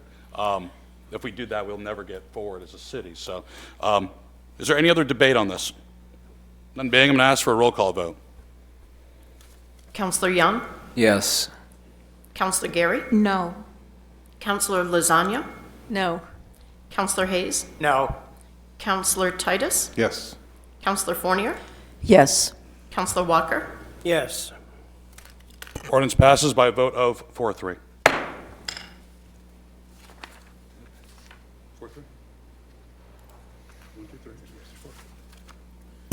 Next, we have proposed ordinance 18-111, 82019, amending Chapter 60, Section 60-146, dimensional regulations in the Agricultural and Resource Protection District. This is a first reading, and I'll entertain a motion at this time. So moved. I have a motion for Councilor Forney. Do I have a second? Second? Second for Councilor Titus. Open this up to the public for comment. Are there any members of the public that would like to speak? None being, I'll bring it back to the council for debate. Wait a second, please. Oh, thank you. Joe Gray, Soper's Mill Road. With this one, Councilor Lasagna said that the 30% rule was just out of thin air. So is the January 1st, 2018 rule. The first Ag Zone Ad Hoc Committee started in 2017, so that date should be January 1st, 2017, not 2018, because things were already in play. And with regard to Councilor Hayes, you're talking about new roads, but there are existing roads that are just not in use and that have gone back to pot. But there's nothing that's going to stop somebody from having the city regenerate that road. Soper's Mill Road, where I live, was officially ended. There are dead-end signs there, so you cannot go beyond there. I can't say that adds to my dimensions of street frontage so I can build more, because it was officially stopped. But there are many roads in Auburn that were not officially dropped. And people who own land on those roads will soon make you put them back into use so that they can cheat the system, as the mayor points out. Thank you. Is there anybody else from the public who would like to speak? Now, may I bring it back to the council? Any debate clarification on this? Since I have you here, Mr. Cousins, could you just give us an overview of this and bring it up on the screen, please? So this is limited to the dimensional regulation section. It does make, currently there's no way within the ordinance to build a structure on a lot less than 10 acres in support of the special exception criteria that allows for the 5 to 10 acre farms. It opens up that as a possibility on lots less than 10 acres and it makes it clear that that's on lots existing only as of January 1, 2018. So there is no allowance for the creation of new lots that are less than 10 acres. And it also references back to the section that would allow for the planning board and ag committee to approve a lot less than 10 acres or a dwelling accessory to a farm on a lot less than 10 acres. Very good. Thank you. Council, debate? Something unique, different? Councilor Gary? Thank you, Mr. Mayor. I care deeply for Auburn's ag zone and our natural resources, whether it's the water, the land, and the farms, and the people. If we're not careful in the ordinances and the writing of our words, it will have unintended consequences. We've tried hard to craft language for situations and things that we don't have any comprehension about because we don't deal with farming on our individual daily basis. We pay for studies, we have committees, and they all report back that we need to have a commission, which is going to come up very shortly. To push forward all the stuff that we've been working on is foolish, and it's half-ended ordinance words. I won't say legislation because the mayor already told me I'm thinking of the legislature. For these reasons, I'm going to be consistent. I cannot support this neither. Any other debate? Councilor Hayes? Excuse me, Councilor Lasagna? I've been silent on my votes, and I think, because I want to really consider this, I think that the ordinance that was presented us is a good start, a very good start. It did take into consideration things like the Crossroads report, and it takes into consideration aspects of watershed protection. And I know that the Auburn City staff put good work into it, and they're the people who would have to sort of implement this and make sure that we could actually ensure that it was implemented properly. But I do think that we are not experts, and we have not heard from experts enough, and that's the farmers. And so I, in agreement with Councilor Gary, I won't vote for this. Have any debate? Anybody want to try to talk someone else out of their decision? I'll just, this, again, is the area where we're talking 5 acres versus 6 acres. I guess, again, I would propose that, or make a motion that we change the 5 acres to 6 acres, again, recognizing in order to fulfill the 5 acres of cropland or pasture land, whatever, you need more than 5 acres, and I think the threshold would be 6. Do I have a motion? Were you thinking Yes, about this? You made a motion. Second. I've got a motion from Councilor Hayes and a second from Councilor Young to amend the language from 5 to more than 6 acres. All those in favor? Well, there was no discussion. Is the language, Discussion, I'm sorry, discussion? is the language from 5 to more than 6 acres? Well, it says more than 5, so Or it'd at be more least than 6 6. acres? More than 6. that means it has to be. 6.0001. Counselor? Mr. Mayor, I think it goes back to the same point, is that if you have 5 acres, you're going to have a minimum of 6 acres, and this makes that clear, just by default. How does it make it clear? Well, because if you have 5 acres, you don't have enough room for the 5 acres of farming, at least, and then be able to build a house. So if you want to build a residence, you got to If you have, have 5 acres in pasture, and that's the minimum, where are you going to put the house? you can't. You can have to have still more than farm 5. it, you just can't put your residence on there unless you have 6 or more acres. And this is clear. The ordinance is pretty clear about that, without having to change it. Well, you could have 5.5 Councilor acres. Young, actually, Councilor Young, you haven't had a time to, you're second to this motion. You could have 5.5 acres. That would be enough, if you could put a residence on the half acre. Along with barn and sheds and so forth. Right. Okay, is there any other debate on this motion? No, it says more than 5 acres. I'm set with that. Okay. I'd like to bring this to a vote. All in favor of changing this section from more than 5 to more than 6, please raise your hand. Opposed? Motion fails by a vote of 3-4. Okay. Bring it back to debate on the motion that's on the floor. Any further debate needed? If not, Councilor Hayes? Again, going back to the purpose of the ad hoc committee, potential priorities were identified. 1, long-term residency by legacy families. The date of 1/1/2018 does not meet that legacy family definition in my mind. Okay. Any other debate? None being, I'm going to ask the clerk now for a roll call vote. Counselor Young? No. Counselor Gary? No. Counselor Lasagna? No. Counselor Hayes? No. Counselor Titus? Yes. Counselor Fournier? Yes. Counselor Walker? The order fails by a vote of 3-4. Next is a proposed ordinance 20-120219, adopting the Agricultural Committee ordinance. This is its first reading. Thank you very much. I'll entertain a motion at this time. So moved? And a motion, Councilor Titus. Do I have a second? Second. A second from Councilor Fournier. Open this up to the public for comment. Any members of the public that would like to speak? None being. Bring it back to the council for debate. This is about the ad hoc committee, the advisory committee, excuse me, not ad hoc, the advisory committee on agricultural purposes. A lot of A's throwing around here. Councilor Zania, you were part of the development of this. Would you like to lead off debate?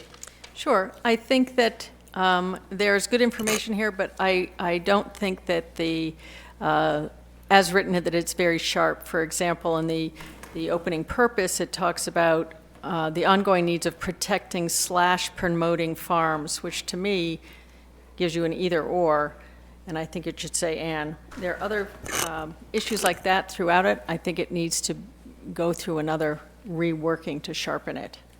It's just not that well written. The information is there. Okay, I don't have a motion on the floor to table at this point, or just a recommendation. I mean, obviously, if this gets voted down, it can't. Well, come you know, I back, really, but- Mr. Mayor, I Councilor think we Titus. need to at least get something going here. This is a first reading, correct? Correct. Because we've been talking about this committee, and I've heard from numerous members of this board that say it's an essential thing to do. I'm just not thinking that tabling is I'd be really discouraged if that's what happened. Is there any other any other debate on this? Mr. Mayor. I do not have a motion on the floor, by the way, to table, so, but thank you for the clarification. This has been said over and over by my fellow city councilors that this is very important. This should be in place. If we don't vote for this, there won't be any think tank or whatever it is, recommendation advisory boards. The new council will need somebody in place. As imperfect as this may, with an or and and missing, I think we should approve this. It could always be tweaked later. Very good. Is there any other debate? Councilor Gary? Thank you, Mr. Mayor. When you talk about amended later, you mean before the second reading or by the next council coming in? At any time, any ordinance can be amended. Right, but if we don't make it clear what our ordinance is supposed to do, then they can be interpreted any way. I feel comfortable if the good counselor here says that we need to wordsmith it, then let's wordsmith it and have it done for the next meeting for a vote. That's one a week. The timing on that, just to clarify, That's- we'll need to workshop this. This will be, it will not happen this session. Counselor? I appreciate Councilor Gary's input, but I do believe, as Councilor Young said, it's important to have this in place. Hence, there's no motion again to table this at all. Okay, is there any other motions, any other debate? Councilor Young, excuse me, Titus. Thank you. Another handsome guy. I got a little less hair, but, you know, a little. Same color. No, I wanted to make a motion to a slight amendment, and Councilor Lasagna, you should make a motion if you think one word can be changed, because I think we can do that. I was looking at the section that has to do with the committee shall, section 2-45-4, powers and duties. And item 12, it says, should any project in the city require a subdivision or farm plan, that the committee shall review the farm plan and produce a recommendation to the planning board. And I think there needs to be a time limit there, or a time stamp, within 30 days of submission or something like that, because if we're going to, and I think we should, require this committee to review a plan, there should be something there that says it needs to be reviewed and sent to planning board within X amount of days from the time it's received. I don't know if anybody disagrees with that. Mr. Chamings, planning board currently has how many days to review a project? Depends on what it is, but the standard, Depending on the type of project, either 30 to 60 days to review and to act on on it. They can take longer after reviewing to act, but Correct. So I don't know if it would be 60 days if people feel more comfortable with a longer time, and if that creates an issue for somebody that wants to do something, it can be narrowed to 30. That sounds But reasonable. it's easier to go backwards than it 30 is to to add, 30 to you know. 60 days. Could you, Just say 30 to 60. Mr. Cousins, could you give us a definition of type? When you said depending upon the type of project, could take up anywhere from 30 to 60? and Is there I a def- really can't on the fly, which types of projects would have a different timeline. So what does the rule say? How do you determine? But there is a rule, It's written. correct? Yep, Okay, we so can provide that for a second reading, certainly, for different types we of might, projects. we might want to actually have that language, but we could also do a motion and insert the language that says in, not collaboration, but conformity with current planning board rules regarding timing of review, or review timing. Would that work? That way it's compliant and it's with the planning board. And in case the planning board has to change something in the future, and then we have some, they're synchronized together. I think the higher number, like 30 to 60 days, is helpful in terms of the fact that the planning board meets only once a month. So that gives you enough time to be able to handle that situation. Some may be problematic, some may be not. But I think saying 30 to 60 days. Did we get a second on my motion? I'll second your motion.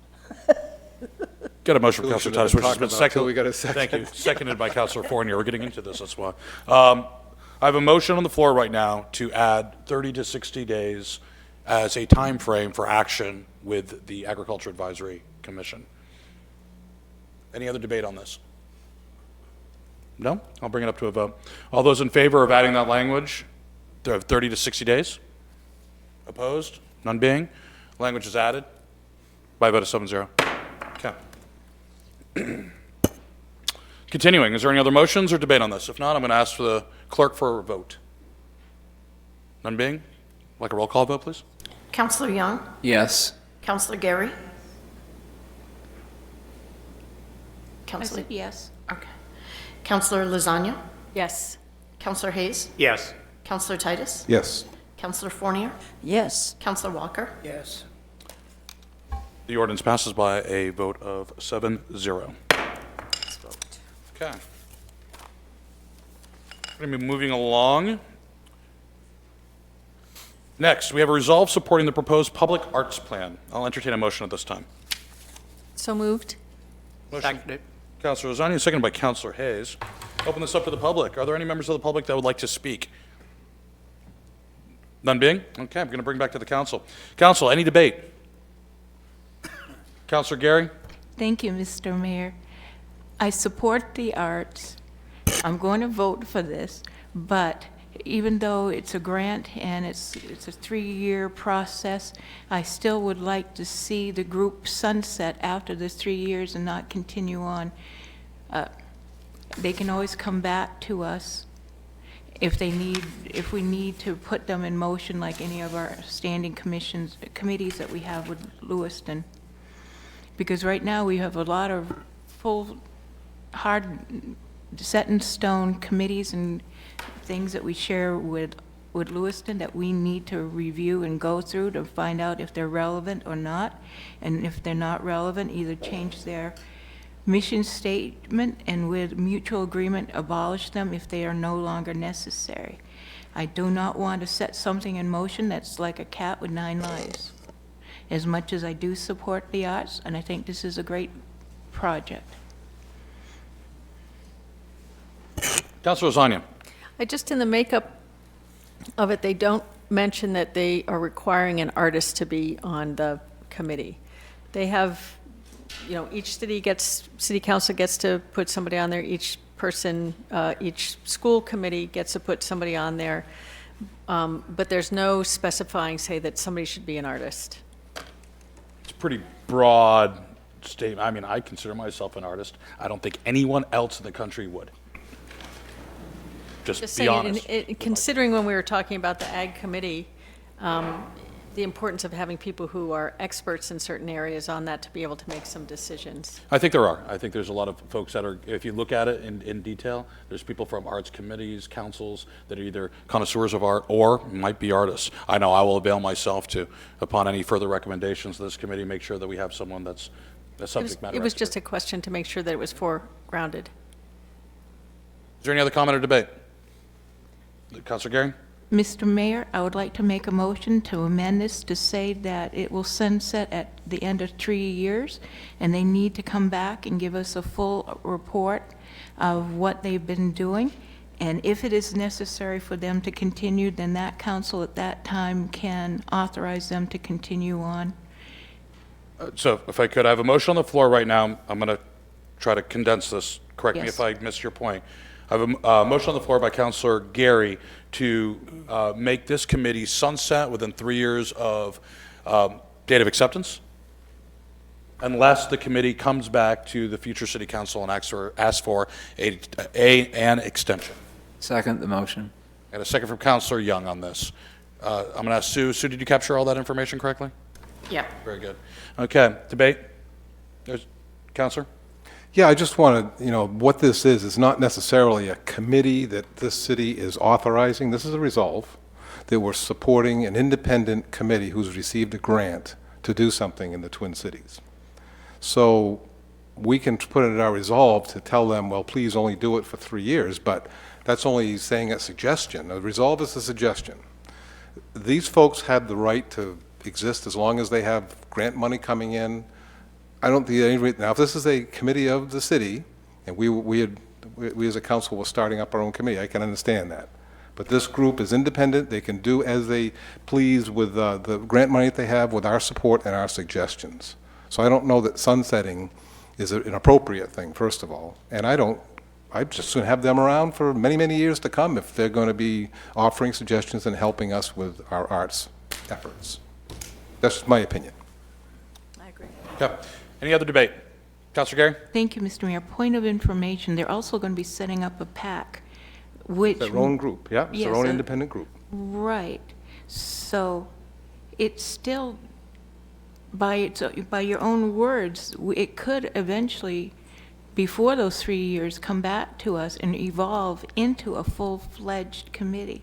That can happen anytime, now, 3 years from now, 10 years from now. A committee can be formed at any time that this council wants to do that, When the or the move mayor. hits them, then they'll Yep. do it at that time. But when you're not thinking, it's not a PAC in the traditional political sense of the term. No, Okay? but it's, Just PAC so- is collecting and holding money and spending Called money. the Public Art Committee. The PAC is an acronym for Public Arts Commission versus whatever PAC stands Oh. for. In the political sense, which would collect money and then disperse for Right. issues-based advocacy. This is just an acronym used, just happens to be used by something else. Okay. Fact number 2. Okay, very good. I got a motion on the floor now. All in favor of the motion to sunset this within 3 years, raise your hand. One. Those opposed? And abstain, none being. The motion fails by a vote of 6-1. Okay, we still have the initial motion on the floor. Again, this is a resolve. Is there any further debate on this before I bring it to a vote? None being? Well, I'm going to ask for a vote now. All those in favor, please raise your hand. Opposed? Passes by a vote of 6-1. Next, we have a resolve establishing the LA 911 funding formula. I'll entertain a motion at this time. So moved. Motion for Councilor Titus. Do I have a second? Second. Second. Councilor Ty. We're going to go with Councilor Lasagna. I'm going to open this up to the public for comment. Are there any members of the public that would like to speak? None being? I'm sorry. Nope, none being. Okay, I'm going to bring it back to the council. Debate. This is a resolve instructing the city manager to negotiate our share of 911 costs.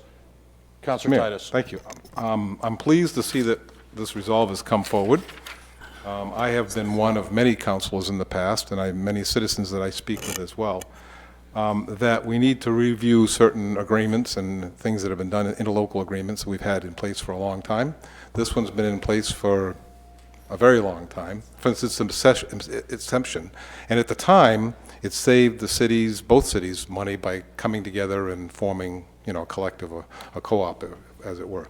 But over time, and especially with the advent of $7 million expansion in the communication system just recently approved by both cities, it has come clear that we need to look at that to see if the funding formula is fair.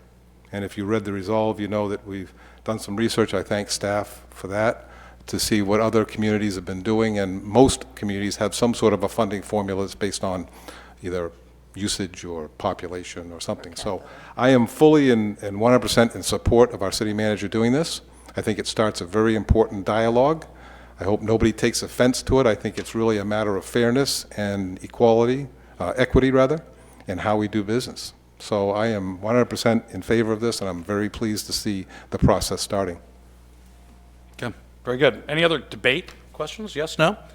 None being? I'm going to ask for a vote at this point. All those in favor of the resolve, please signify by raising your hand.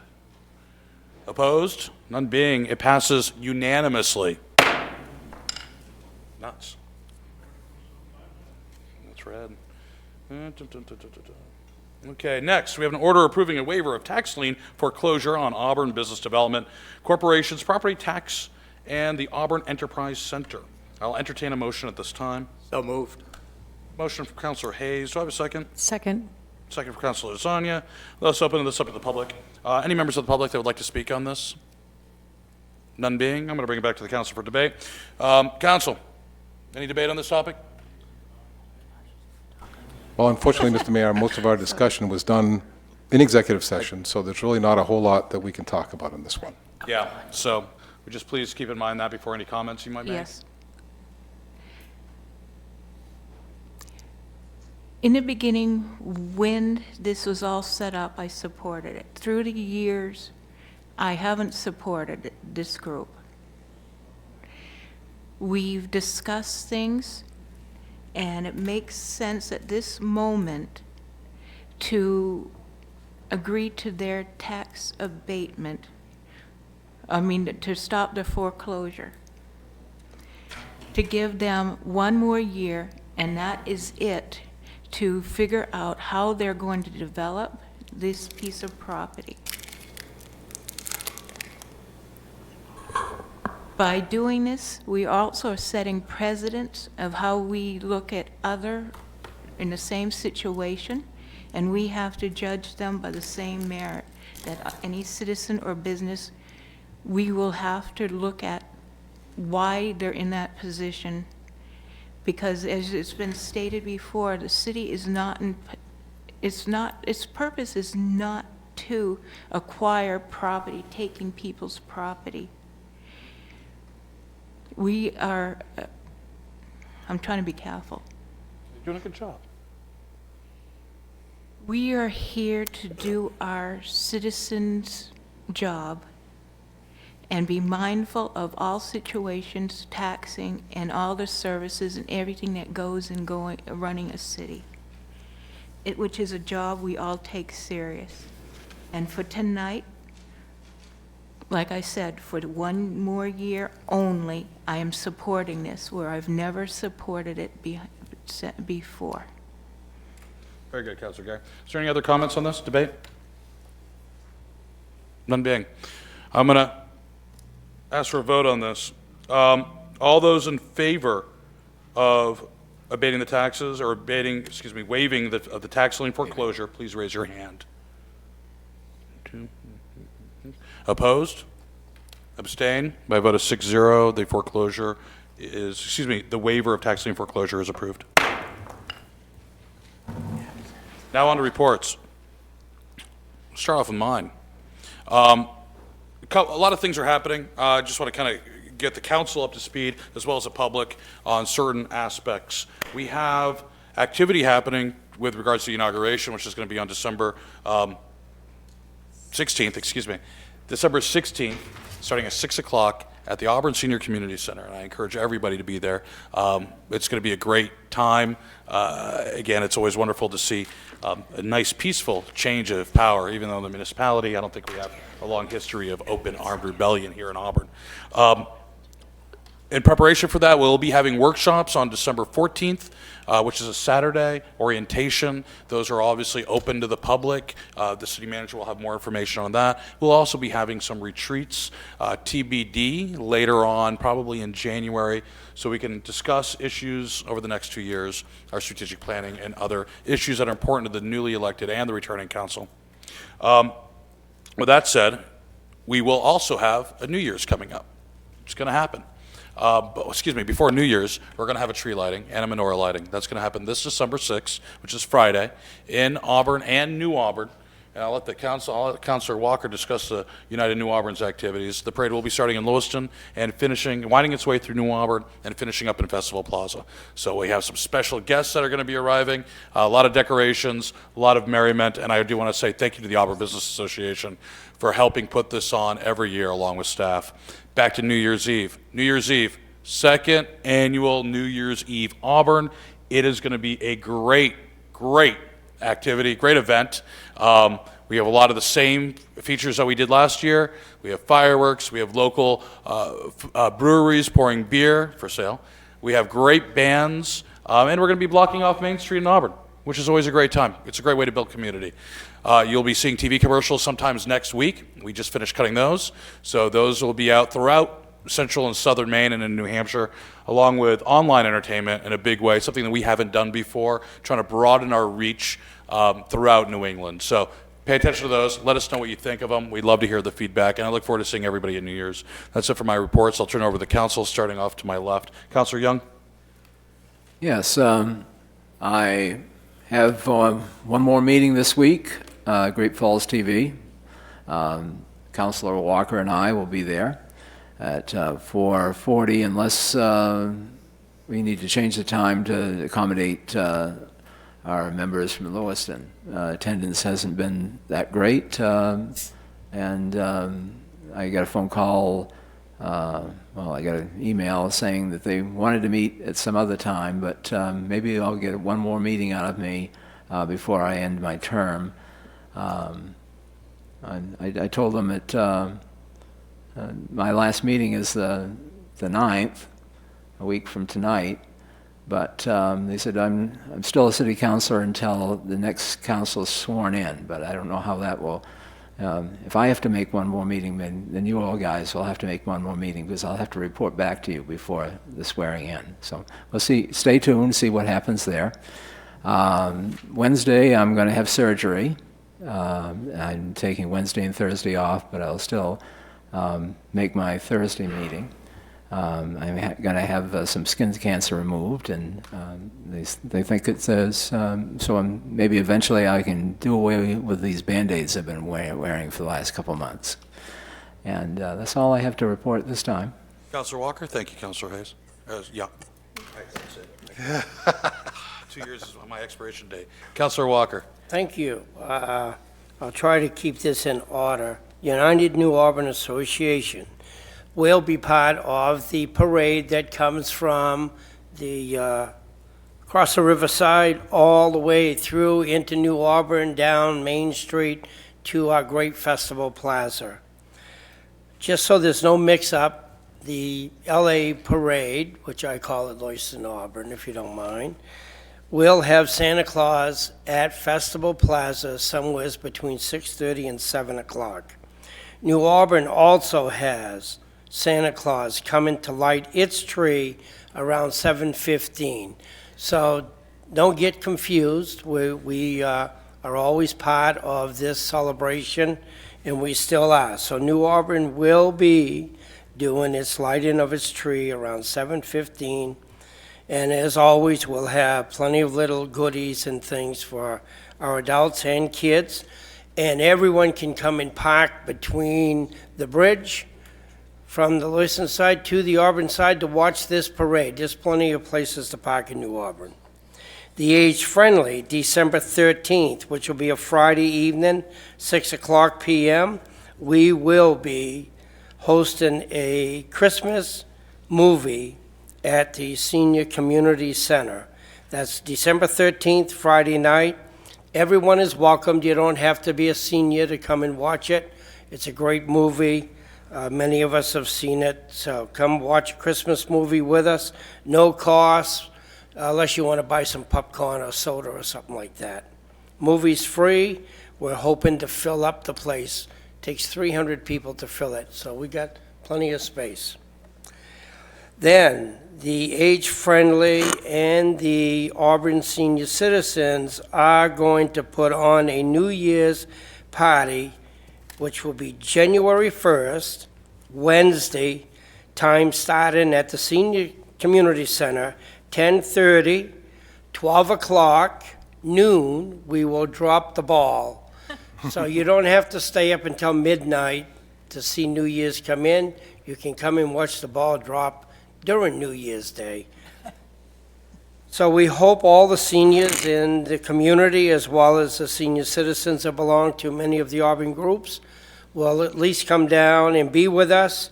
We will have some type of finger rolls and coffee, tea, and a few other things. It will last until 3 o'clock that day, and there'll be some music and hopefully some fun time getting together. Then, we also have the age-friendly meeting December 10th for the committee meeting for the seniors that want to be part of the age-friendly group, 5:30 Tuesday night. We've canceled it from tomorrow night because we're afraid of the rain and the traveling. That's why it's December 10th, Tuesday, 5:30. I think I've covered everything. Thank you, Mayor. You're very welcome. No, I think you did. One other thing, though, the age-friendly community, they're doing a trip on December 5th to Gardens Aglow, or the Botanical Gardens over in Booth Bay Harbor, excuse me. Big chartered bus, movies, internet, bathroom. It's due to popular demand. We opened that up to about 56 participants. I think we have around 40 or so right now. I don't know if you had 10 an update. left. 10 spots left? 10 That's spots. outstanding. And just, this is something that the city of Auburn hasn't really done much in the past. I think it's a nice way to test out a very high-quality trip and get more people out there. So I know I probably should go, but just wanted to throw that out there. December 5th, 10 spots left. Please go online and sign up today. $18, including your tickets in. I mean, you just can't go wrong. It's the best deal in town. Mr. Mayor, I'd like to add one thing to this bus trip. That is not the cost of the city of Auburn. That bus trip has been sponsored, and we'll keep the name secret to ourselves, but that's been sponsored. The cost for the bus has been sponsored, so these people going are only paying that small amount of money because of that reason. Councilor Fournier? Well, I have one simple thing to report, and that is my duties as the mayor's rep have ceased as of November 20th. So we need to have a replacement for a mayor's rep to attend the next school committee meeting because there is nobody there yet. So I encourage you to think long and hard and get somebody at that next meeting because it's important that that take place. I mean, I've checked with my wife, and I've got nothing going on Wednesdays, so I might actually take that seat myself. Ooh. Yeah, just throw that out there, keep everybody on their toes. That would be wonderful. Yeah, you don't want me on the school board. You don't want to skip a beat. Councilor Forty, and we'll have the official thank yous, but I want to thank you very much and for everything 2 years. It's been a great working relationship. My pleasure. So thank you. Thank My you for making pleasure. that first term of mine, working with the city council rep, very, very pleasurable and informative. You set the bar high. You're welcome. Councilor Titus? Thank you, Mr. Mayor.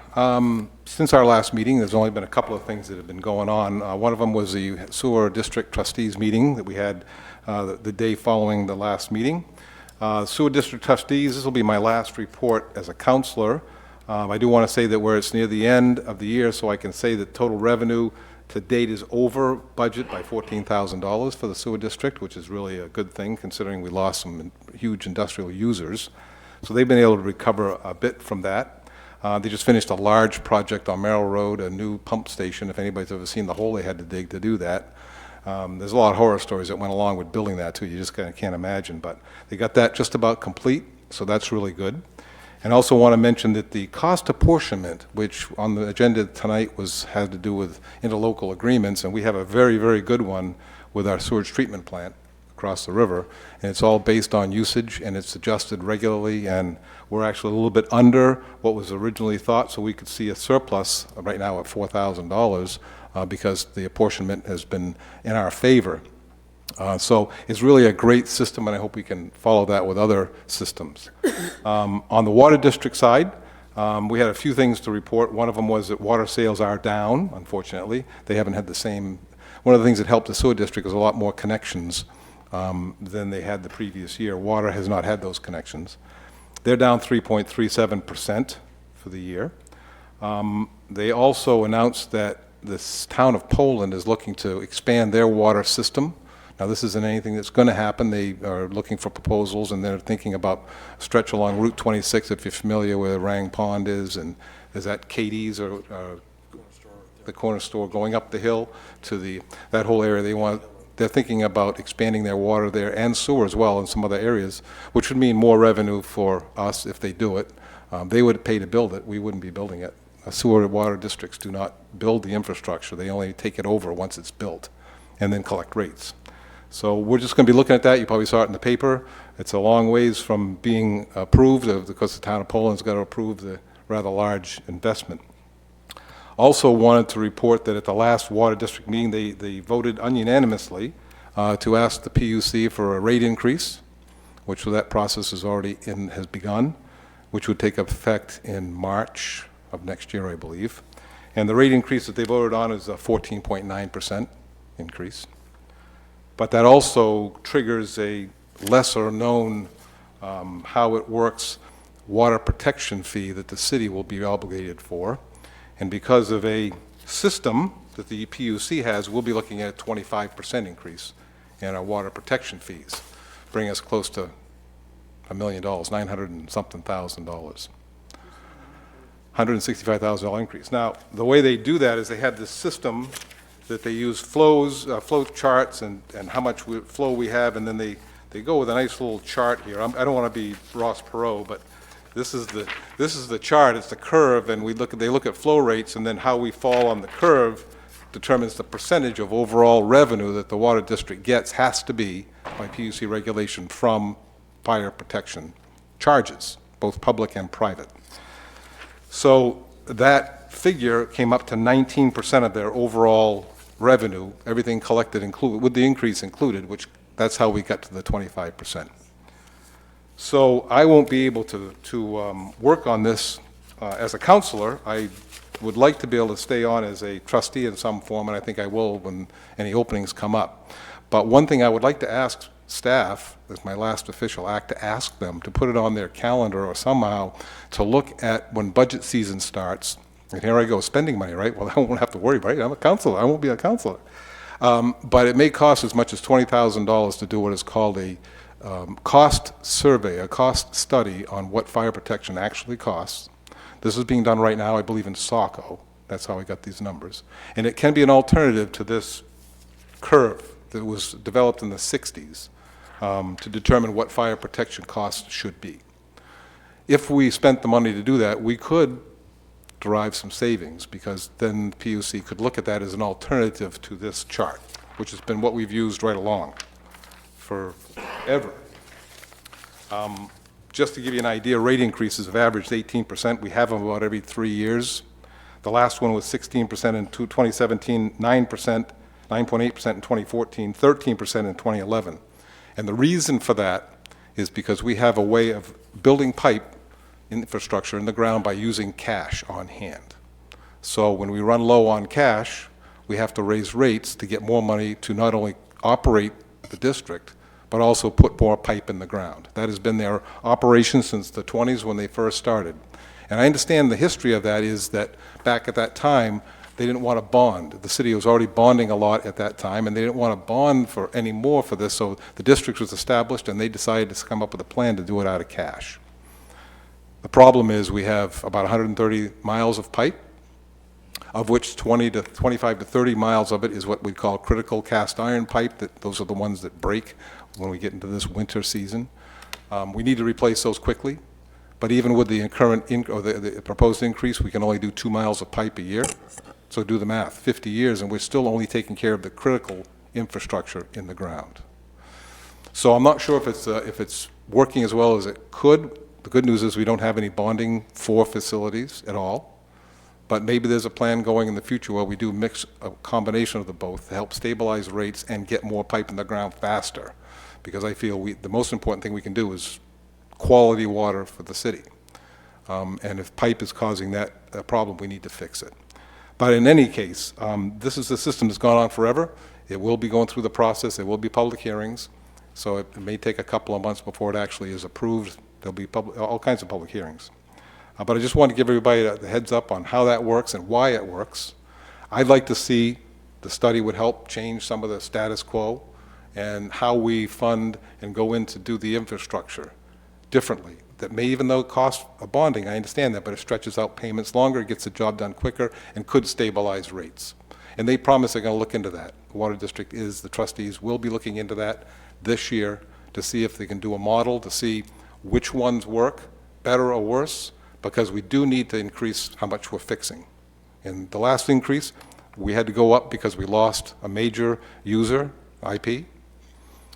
This year, we're doing it because we need to also increase from we're at a mile and a half of pipe, we need to increase to at least 2, and we should be more than that, obviously.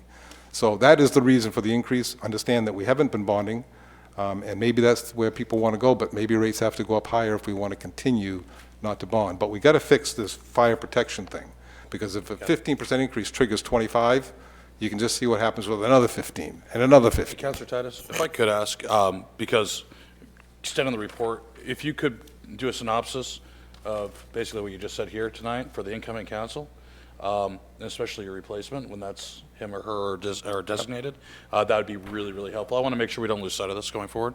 Then again, all the new ratepayers that are going to be in the agricultural industry and the watershed would probably help offset that. Oh wait, that's not going to happen. Okay, so I couldn't help it. I had to. But anyway, well, how that affects an individual, I mean, they're telling me that it's going to be $20 or $30 a year for the average household, but the industrial user may see a higher, hit. So, I mean, all that will come out in the future. That'd be great. Thank you. The other thing is, I do want to mention that tomorrow is the Sunderland Drive Neighborhood Watch meeting. It's going to be at Sam's on Court Street, or it's on the corner of Court Street. But that'll be at 6 o'clock tomorrow. There's been a pretty good working group, and this will be the last meeting of the year.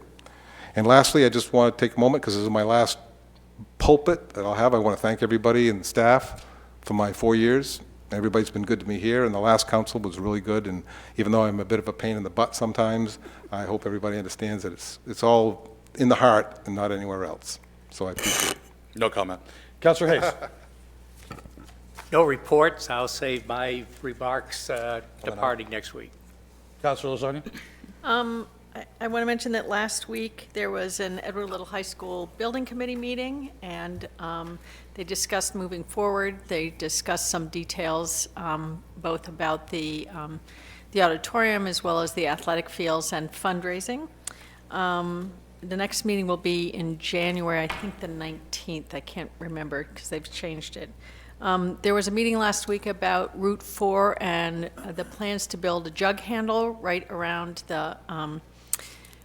the municipal beach, the municipal beach, I guess we call it. On Lake Auburn. Yeah. The new municipal beach on Lake Auburn. Outstanding. Good job, Leroy.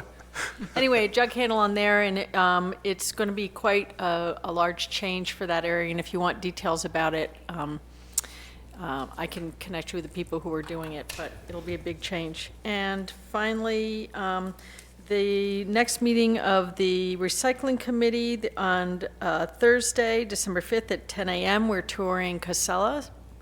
And then on Thursday, December 19th at 7:30 a.m. is our next regular meeting here in the bump out room. I want to mention I did miss 2 people who are on the committee, Sharon Benoit and Dennis Collins? Connolly, I'm sorry. And they've also been really great participants. Councilor Gary. Thank you, Mr. Mayor.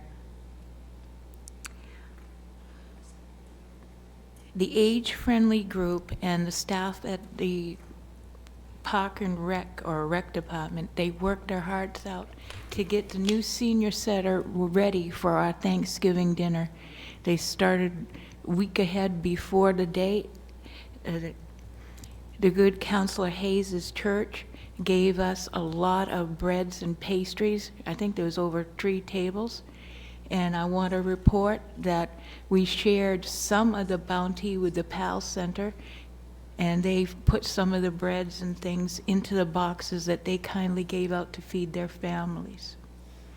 On Thanksgiving Day, well, before that, the day before or so, Councilor Walker and his team on the age-friendly group cooked at least 10, if not 12 turkeys to have them all ready in preparation for Thanksgiving Day. On Thanksgiving days, the door opened at 11 o'clock. Anybody that wanted to come in and get a meal were gladly welcome to come in. We didn't do a city check. We just said, come on in and find a place. We started serving the dinner at 12 noon, and I think it was about 12:35 when the whole line had gone through. And I lost count of over 157 people went through on the first rush through. And then some of them had also asked if they could take home lunches or dinners for those at home that couldn't make it out to the center or the next door neighbor.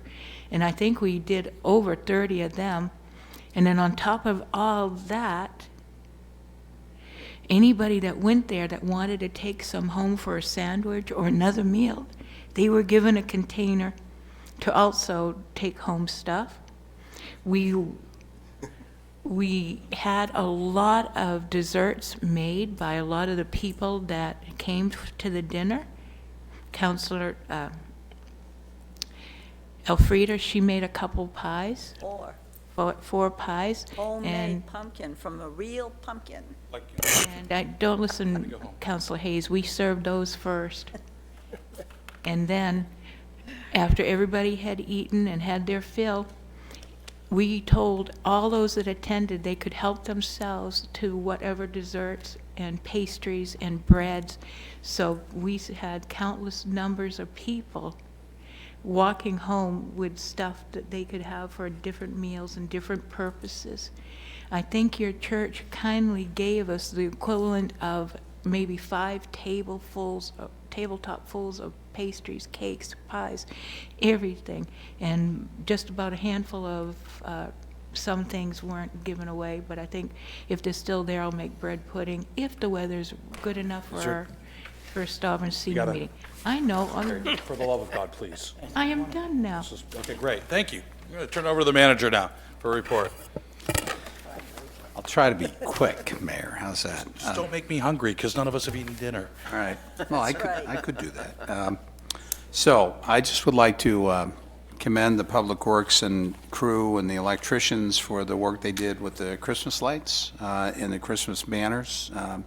Nice job. Hopefully you've noticed those, and they do a great job for the city. Also, just a comment on the upcoming legislative session. We will have to schedule a meeting with our legislative delegation with the new council. There is legislation already being worked on. And I just want to mention regarding the orientation, which is already referred to, that will be on December 14th from 9 to 1. Phil Kroll and I are already working on the agenda, and we will be having a luncheon with the City Council, the mayor, and the new school committee members who are able to participate as part of that, which I think is a good step. I appreciate the collaboration with the superintendent of schools on that. And regarding Thanksgiving, our community services team here with the city, our employees, were able to put together food for 8 families for Thanksgiving, and PAL did that for 10 families, our Police Athletic League, which is great. Councilor Titus, regarding what you were saying about the water rate increase and fire protection increase, I regularly meet with Sid Hazelton, and Phil joins me, Phil Crowell and Dan Goyette, and we talked at our last meeting about the cost survey, so we'll be taking a look at that and trying to do what is in the best interest of the city. I think it does make some sense to look at that. And I'll be talking with other communities that have done that. And that's it. Thank you. Thank you. Mr. Mayor, also, I'd like to just comment on Councilor Titus when he was talking about the 2-mile installing of pipes. I think it was 3 years ago, if I remember right, maybe it's 4, but it's 4 or 3 years. They increased our fees of paying our water bills so that they could put in 2 miles of pipe every year. 1.5. 1.5. 1.5. Yeah, well. They did that. Well, they were supposed to bring a report back to this council the year that they asked for the money to do that there, or say that they were going to raise our fees. We never got a report from them, you know. I just want you to know that. So Thank you. You can go back and check that out. No, I definitely think, I think Sid's been to us a couple of times since then, but did not do that. So I think you're correct. It Yeah. didn't show that we had reached the mile and a half, but we did reach the mile and a half as we. Well, let's, again, I can't get into debate. Thank you very much for that point. I think we'll talk about that in the future, but thank you very much. I'm going to open this up to the last open session of the night. Is there anybody in the public that would like to speak tonight by an issue that is not on tonight's agenda? Please limit your comments to 3 minutes and use the podium. Bill Sylvester, Riverside Drive, Auburn. We can't speak about what's on the agenda, is that right?